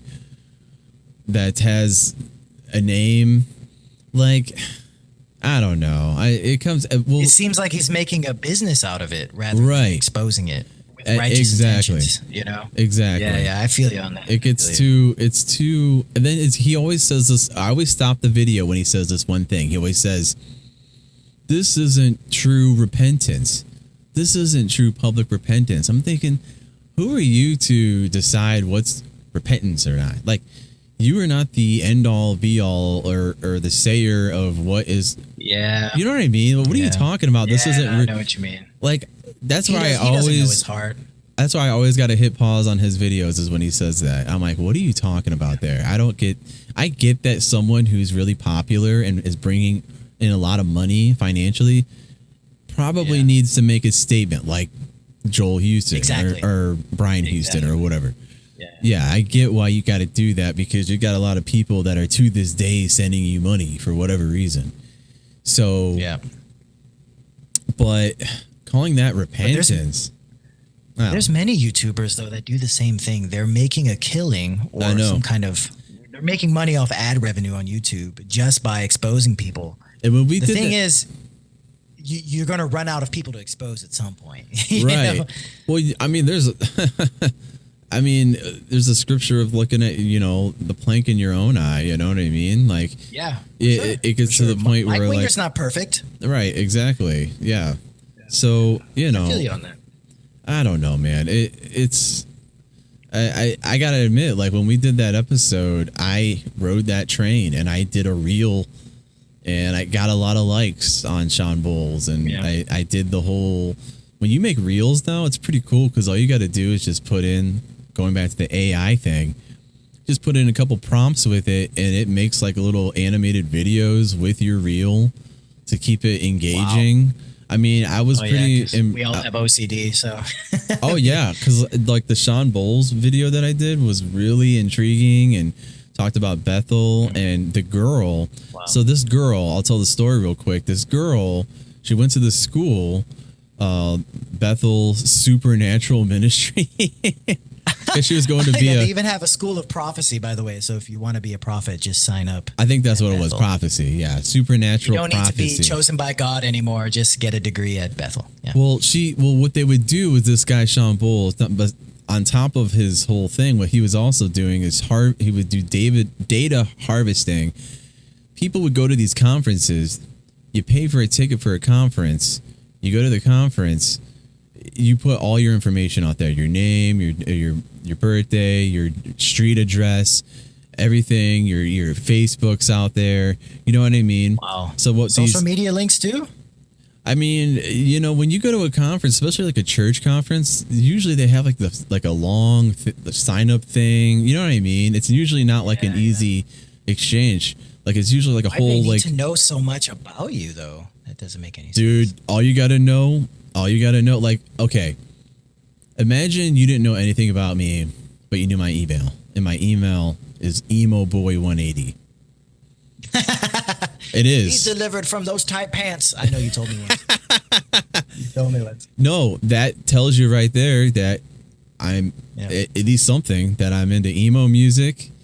You know what I mean? Mm-hmm. One thing. You just got to know one thing. So these guys like Sean Bowles, they go to these leadership or these conferences and they'd be like, someone here own a chain of slaughterhouses. Someone here own a chain of slaughterhouses. So random. And someone will be like, I live on Slaughterhouse Boulevard.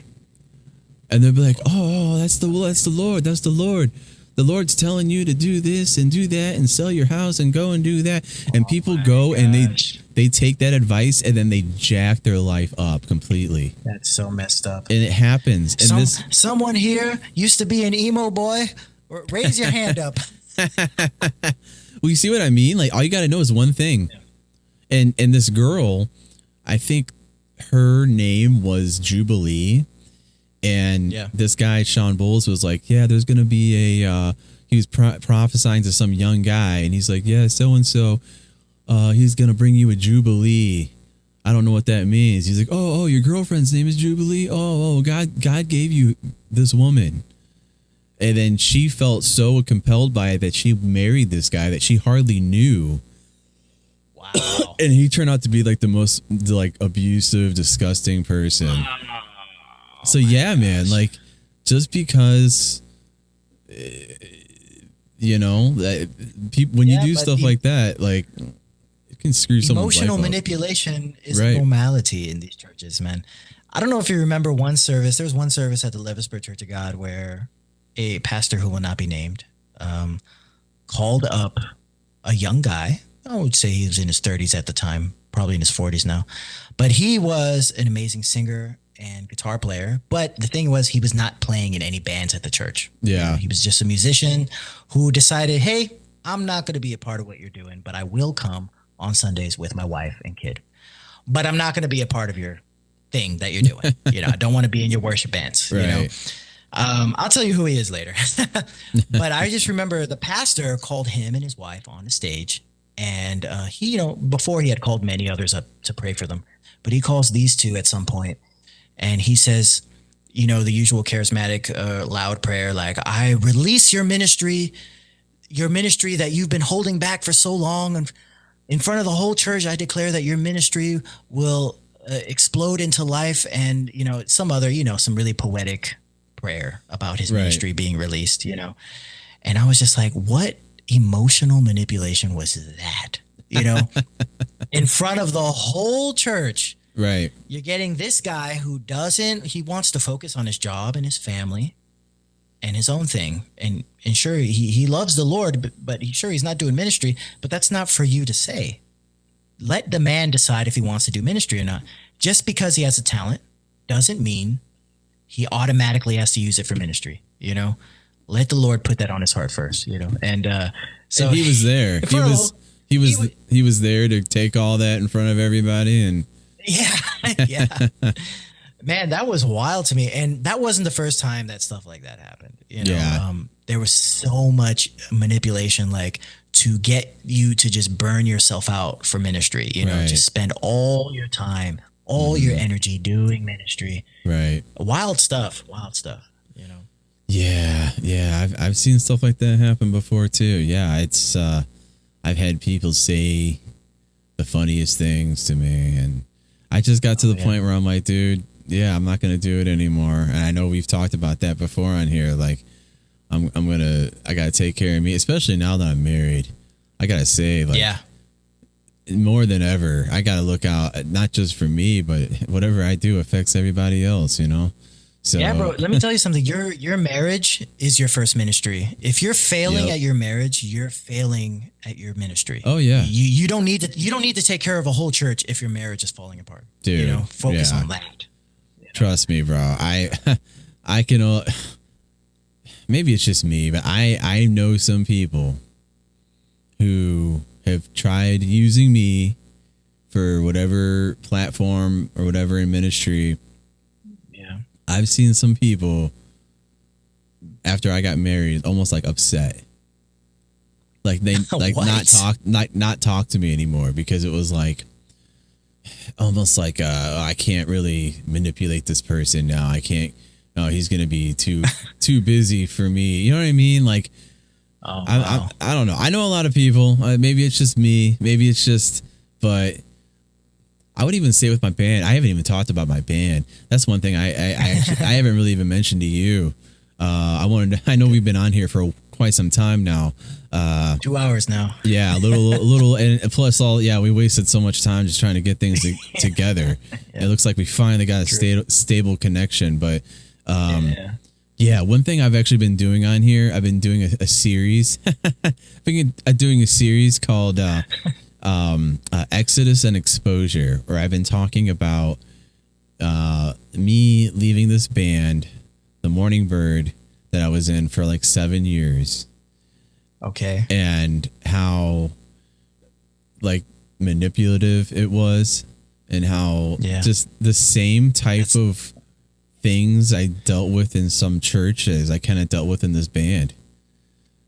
Wow. It was weird. And it makes sense because from what you've told me about certain people in the band, it actually makes sense, everything you're saying. Right. Funnily enough, the day before yesterday, I left my band. Really? That's a whole nother story. Holy that we crap, can talk about later. Man. Yeah. And I'm a solo artist. So really? So I'm going to be releasing things. Yeah, I left it. And mind you, I wrote all the songs. Yeah. All the guitar parts and bass parts and drum parts. I wrote everything. So the band pretty much doesn't exist anymore. Okay. And, okay. I got you. Okay. What I'm going to do is just release music as a solo artist and upload it, Spotify, whatever, and do my thing as a solo artist. So did the band break up, or what happened there? What? Well, what happened was... Too new, too fresh, too new? I had... My band is a lot like The Matrix, in the sense that it is the seventh form that it's taken. Oh, I know. You guys, for a while. The Matrix, they're like, this is in fact the seventh time we've destroyed the Matrix. It's the same with my band. Mm-hmm. So I've had many people come and go like a revolving door. And it's like something in their personal life is stopping them from dedicating the amount of time they need to be. Right. And of course, that exact same thing happened with the rhythm guitar player. Now, mind you, I was just a singer and I liked it that way. I didn't have to carry anything to rehearsal. I just show up and sing, and it was great. And I loved it. And we played a couple gigs and I loved it. I just show up, sing, go home, Mm-hmm. But he didn't have time anymore. He got married, and he's a police officer. He's a detective, actually. Oh, wow. I won't say his name because he would kill me. But he's just a very busy guy, and he's super talented. And he expressed to me how much he's learning my songs, because my songs are not easy to play on rhythm guitar. A lot of hybrid picking, a lot of different rhythms here and there. Right. But and I disguise, what I like to do is make pop songs that are disguised as pop songs. They're actually more difficult to play than it seems. But that's a whole nother story. He really enjoyed being in my band, and he had to leave.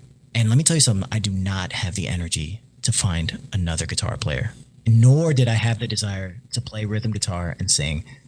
And I realized that the logistics of running a band, like organizing gigs, promoting the gig and everything, was burning me out, along with my full-time job and having to be a full-time husband and having to be, in ministry and everything. I was like, oh, it's just way too much. Yeah. And nothing really was the same after our last drummer left. We have a new drummer now, or we had a new drummer now. But our last drummer left, and he, without anyone saying anything, essentially became the band leader. And it was because if you have to say you're the leader, you're not the leader, So I only spoke up whenever. How did that happen? What's that? How did that happen? Well, how did he just go? Unspoken. He never. I decided everything creatively with the songs, and he understood that because he was just a drummer. He didn't really know much, and sure, he had his opinions on how things should sound. Yeah. But honestly, I thought he had bad ideas. And I put my foot down too many times on certain ideas within the songs. Yeah. And he did. And I think he didn't like that because I just wasn't hearing his feedback. Yeah. And he ended up leaving. Yeah. And he was the one that I guess you could say somehow was able to change everyone's opinions on certain things within songs. And I would just stand there like a brick wall and be like, no, we're not doing that. Mm-hmm. And mind you, I'm open-minded. If it's a good idea, you know what I mean? Yeah. I just didn't think they were good ideas. I thought they were terrible ideas, He wanted me to change certain vocal melodies and things to like really lame. I was like, bro, stop. Yeah. And he wanted to go a different direction. We'll just say that. Right. And he ended up leaving at some point after one gig. And I was like, okay, I didn't hear his feedback out. He got frustrated and left the band. Yeah. Probably not the best way to treat your drummer, but I had to stand by my opinions on the songs. I wrote these songs. Yeah. I wrote the whole album actually. The whole album we learned. And anyway, so he left and nothing was the same after that. We found a new drummer who was actually really amazing. We found a guy from I think he's from Venezuela or something like this. Yeah. Very killer drummer. He had that Latin groove, man. It was really good for rock music. And he was a rock drummer, but he just had this Latin feel that was really nice. And we found a new bass player because the bass player left as well. You would think things are going well. And but then the rhythm guitarist leaves and I'm just like, I am not looking for new musicians again. I'm done. Yeah. And I actually, once I decided not to be a part of the band, I felt like a weight was lifted from my shoulders. I was like, finally, I'm just going to sit in my room, write songs and release them. And I'll put out some promo videos on the Instagram and that's it. That I'm okay with that life, bro. I do not need to be famous. I do not need to have 1,000 monthly listeners or subscribers or followers. I just want my music to exist in a place where people have access to it and I can go to sleep happy at night, Right. So it'd be great if people did really dig my music, which a lot of people do actually, especially after I played live with my band before we broke up. I mean, we got tons of positive feedback. Yeah. And, the first gig we played, we got only negative feedback, actually. Everything that could go wrong went wrong. But then the second and third gig was like only positive feedback. And I knew that I had something special. I knew it. Yeah. And I knew it because really great musicians who were very talented were drawn to my music. When I would upload, I have a couple songs to SoundCloud that I always use as an advertisement for musicians to join my band, Mm-hmm. And people would always listen to them and be like, hey, I really like those songs you uploaded. Did you make all those in your bedroom? That's crazy, and they'd want to join. So it was good bait. It's good carrot on a stick kind of thing, and but the logistics of running a band really burned me out. I absolutely loathe promoting shows. I loathe the fact that I have to put out reels and short form content just to promote my band. I'm only good at writing songs. That's it, bro. I can write songs until the cows come home. But the second you want me to do social media, I freeze. I'm like, I don't want to do that. That was our band. That was our singer. He great songwriter, great singer, but he hates social media. And it's terrible. Man, I gotta say, like, social media is everything. Like, going back to what I was saying. It is, you're right. I know exactly that it is. I put that reel out there for that episode I did a few months ago, and it got so many likes and plays, and it's just the way to do things, and it sucks. It is. It really sucks. It's a necessary evil. It's a necessary evil. And it's funny because I had my whole band over here last season. We were talking about just old times. Our one guitar player was in town from Memphis. I mean, everyone was here in the studio. Wow. Should check it out. It's pretty funny. It's called Big Boy Money. Yeah, I'll go check it out. I'll check it out, bro. It's funny. There's a joke behind that because it was like we're talking about, now we got big boy money. We didn't have big boy money back then. We were, you know what I mean? That type of struggle when you're a young kid and you want to be, you don't realize when you're a young kid, a lot of these bands that were popular, like that we liked and stuff, they had really rich parents that could they could afford orange cabinets and OC drums, and you know what I mean? Yeah. So they came from a lot of money, and that's how they got. And we were here in poor Ohio trying to, you know what I mean? And we had these dreams of the same thing, same caliber, but just not the same access. And now it's abundantly clear, man. It's all about that money. Show me the money. For sure. I remember seeing an interview with Aaron Gillespie talking about how he would go on tour and he was not sure if there was going to be a drum set there for him to play. Right. And he didn't have a drum set regularly for him until he got sponsored. And I was like, wow. Imagine going out on tour in complete faith that there might be a drum set there for you. Right. Right. And then the guy's going to be nice enough to let you play it. Yeah. But in that scene they started in, people were very generous, very nice in the metal scene in the early 2000s. It was a safe place to be. A lot of people were like, yeah, man, play my kit, no big deal. Especially down in Florida where the hardcore scene really took off. So good on him. He grew up in the right environment, But I remember I played a gig I had an old band called Run for the Skylines, and I was like 18, like 19, something like that. And we played a gig at some skate rink, and lots of people came out, lots of people. And I had my own drum kit actually, but when I kicked the kick drum, the kick would move away from me, And I remember I saw the band before me, they had like a drum rug, and I was like, hey man, can I use the drum rug? And he was like, no. And I was like, really, my dude, are you leaving right now? And he's like, yeah.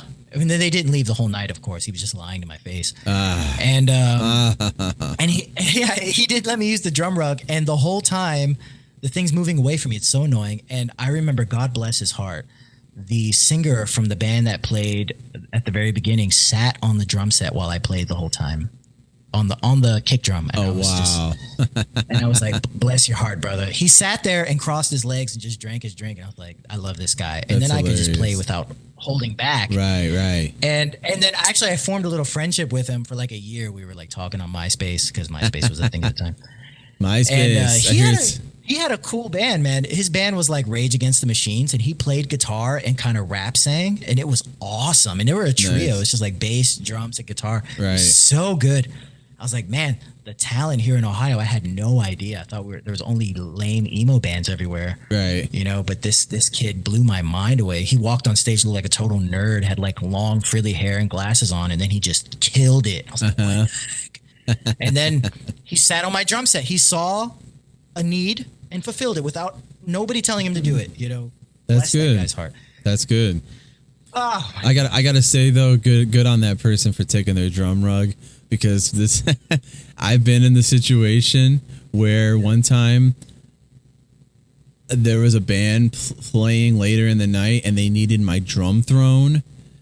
I had to stay all night long until this band finished their crappy set to get my my freaking drum throne back, man. I was so pissed. And then by the time I finally got out of there, it started snowing terribly outside, and I got stuck in the snow. I'll never forget. Not stuck, but I just remember like having to deal with the snow. I'm like, man, I had to stick around for this crappy band's. In my defense, my band played 4 songs that night. Oh, okay, well that's fine. So wasn't that they bad. could have let you. That's why I was pissed about it. I was like, bro, let us play our 4 songs. You can have your rug back, okay? I lost the drum rug. I had a nice one with a stopper in the front. Oh, nice. Yeah, I lost that one. I lost a whole snare drum one time. I playing a gig. It was like a nice little small. You lost a snare drum? Yeah, it was a pork pie. Those things are like gold. I know. You lost a pork pie, or you're kidding me? It was wrapped in like it was red and sparkle wraps, kind of like a Travis Barker look. Yeah, it's kind of dope. I know. It was awesome. I can't believe it. DW. I hope. Actually, it was a DW. Oh, bro. Yeah. I'm so sorry that happened. That hurts my soul. It's sad, man. I've lost some stuff, unfortunately, but. Yeah, I lost my acoustic guitar once on a train. Ooh. The only time something like that's ever happened to me. I was actually, I was distracted by talking to somebody. We were having like an intense conversation, and I just got off the train without realizing I left my guitar up on the upper thing, and I was like, crap, and I never saw it again. But then my best friend sold me his really nice guitar for half price, and now I have a great acoustic. It's back there on the wall. Nice. That's a killer guitar right there. Okay. But yeah, things work out. But losing equipment never feels good, especially when you're poor. Yeah. Especially when you're poor, bro. Yeah. For me as a drummer, when I first started drumming, I remember every little thing was like gold. You just held on to it. I played broken cymbals for months before I could get new cymbals. I remember when I first got my first double kick, because I really wanted to learn double bass drum. And I played the crap out of that double bass drum. I'm talking 8 hours a day, every day. Yeah. Because I really wanted to be in one of those bands that did breakdowns. I was really into that. And mind you, that was the fastest I ever learned a drum technique in my entire life, because I was so fascinated with double bass drum. Yeah. I think within 1 year, I was quite proficient at double bass drum already. Less than 1 year. Because I was so fascinated by the musical things bands were doing at that time. Right. And that was early 2000s, all the bands had breakdowns, so it is what it is. Yeah. Yeah, man. I thought about busting out my double kick. I got one down here. I actually recently. Bro, if you got it, use it, man. I don't. My old one is so torn up into pieces. I went and bought one. I purposefully went and bought one. Viper? It's a cheap Gibraltar one, but it does matter, bro. It does the job. It gets my fix in. If I want to get some, I'm not seriously gonna, dude. I'm 40 years old. I'm not gonna join a metal band. Maybe. But you can do some cool stuff. I could maybe record something if I want to record something. This is why we got to jam online, bro. We got to jam online. It'd be cool. Or you record some drums and play anything you want, and I'll just add some guitar and vocals on it, and we'll just see how it goes. I just did this. Of all things, believe it or not, a friend of mine. I'll give him a quick plug on here. My friend Andrew Arbogast. He has a channel on YouTube. What is it? Spirit O Spirit. And I'm gonna check it out right now. It's kind of so I was in a band with him. We were kind of like a hippie type of band, like indie rock, kind of, tree hugging music. Okay. Yeah. So he does music, like pretty cool music. Anyways, he hit me up asking if I knew any bass players. I play bass. So I played bass on it. Okay. So on the next upcoming track on that channel or wherever he's releasing it, I'll be playing bass. So nice. But that's what I did. I recorded. I used my my Tone Beast here, my Warm Audio Tone Beast. Dude, I'm a fan of Warm Audio. These headphones. Okay, I dig their symbol on the side there. Looks cool. $39. What? I bought 2 of them. And they sound great? They sound great. And I love this. Would you mix a song with Warm Audio headphones? Would I? Yeah. Yes. Be real. Because really? So it has the mids. It doesn't, right? And it doesn't have the fake bass. You know how a lot of these like Sennheisers and stuff, they have like artificial bass. This is a very flat response. Okay. I also have another pair of flat response in-ear monitors I would recommend by Plunge Audio. Nice. I'm actually saving up to just buy the ultimate ear ones because I'm so tired of bad audio in-ears. Like I have I'm those. So tired of the bad ultimate ones, ears are only like $100, aren't they? No. I'm talking about the ultimate ears premium. It's going to be like 3,000. The in-ears, but the in-ears for live music. Yeah. I'm so tired of bad in-ears, bro. When your band sounds like it's coming through at low resolution, it's like, yeah, you don't want that. Well, going back to my band real quick. Yeah, back to your band. So yeah, you left your band, right? No, I didn't. So last year, this time last year, actually, I tore my ACL. I was outside. Yeah, I was outside. We had a tree that fell apart in the backyard. I think lightning hit it. Your ACL? And it just fell right on the neighbor, like right on our fence to the neighbor's house. So we're cutting it up, we're tearing it apart, and I slipped and I tried like kicking over a piece, like a chunk of a tree. I tried rolling it, and then I just slipped, fell, tore my ACL. Yeah, I had to have surgery and everything. Dang, dude, bro. yeah, dude, I got married with a freaking one of those things on my leg.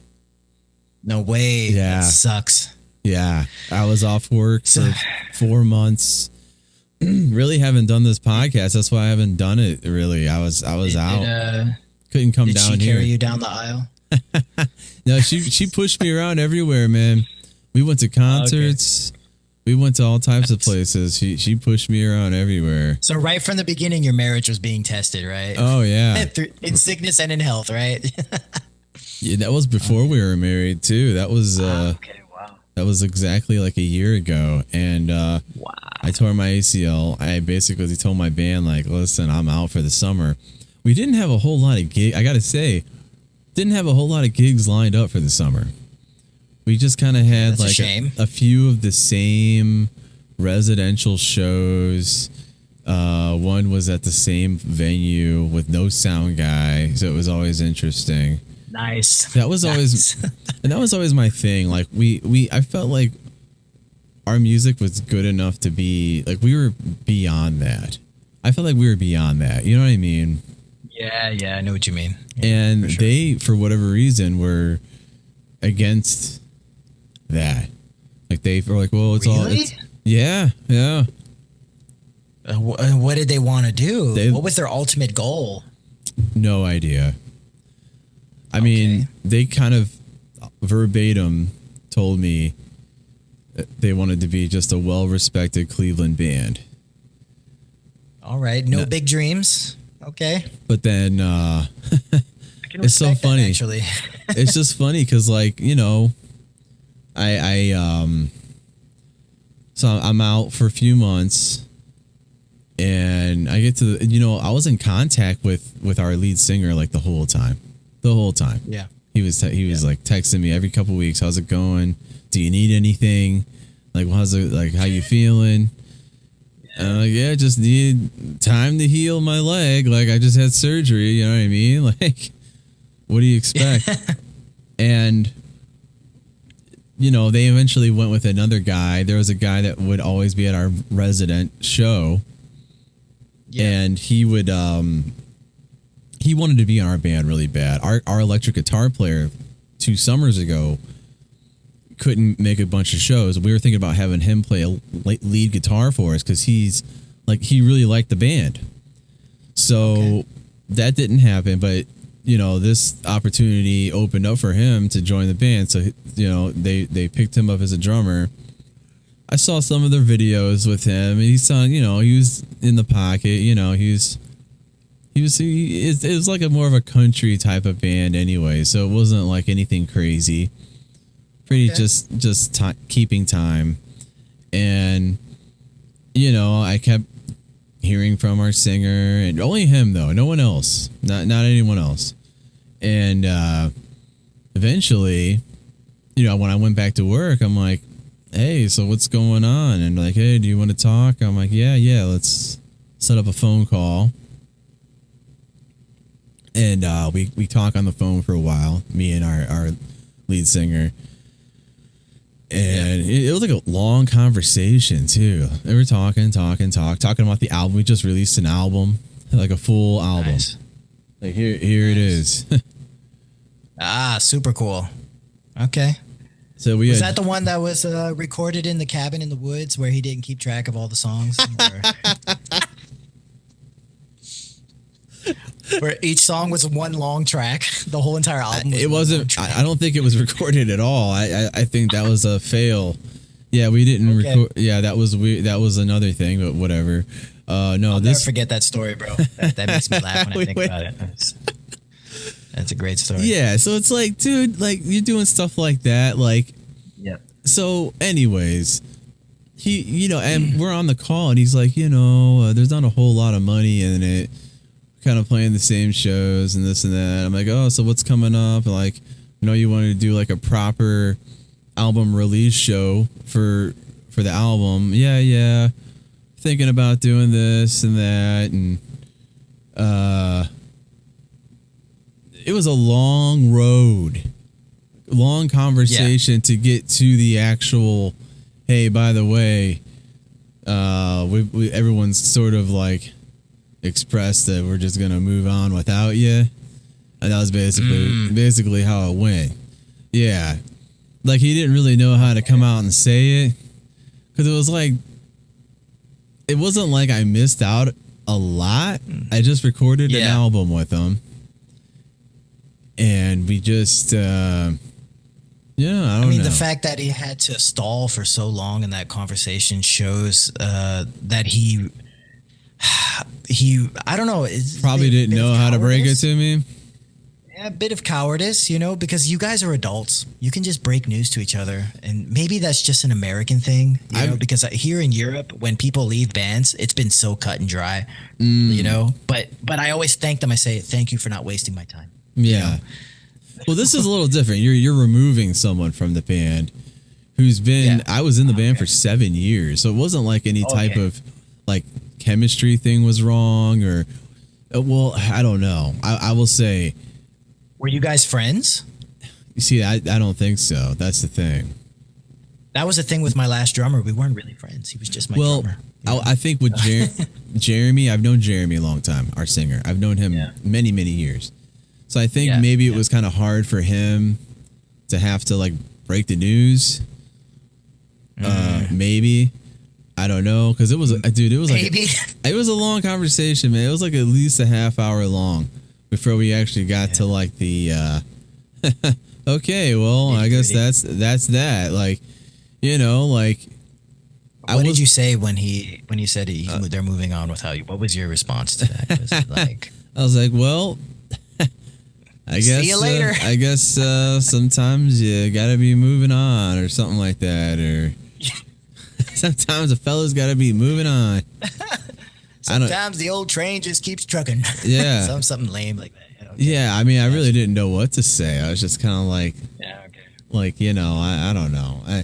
I was a little surprised. I was surprised, like speechless. Huh? I thought that maybe we could work something out where me and him could both play. Maybe that was the narcissist in me thinking like, because I get it. Like I get it. Like the dude. Do you mean play at the same time or no? Like maybe trading off shows.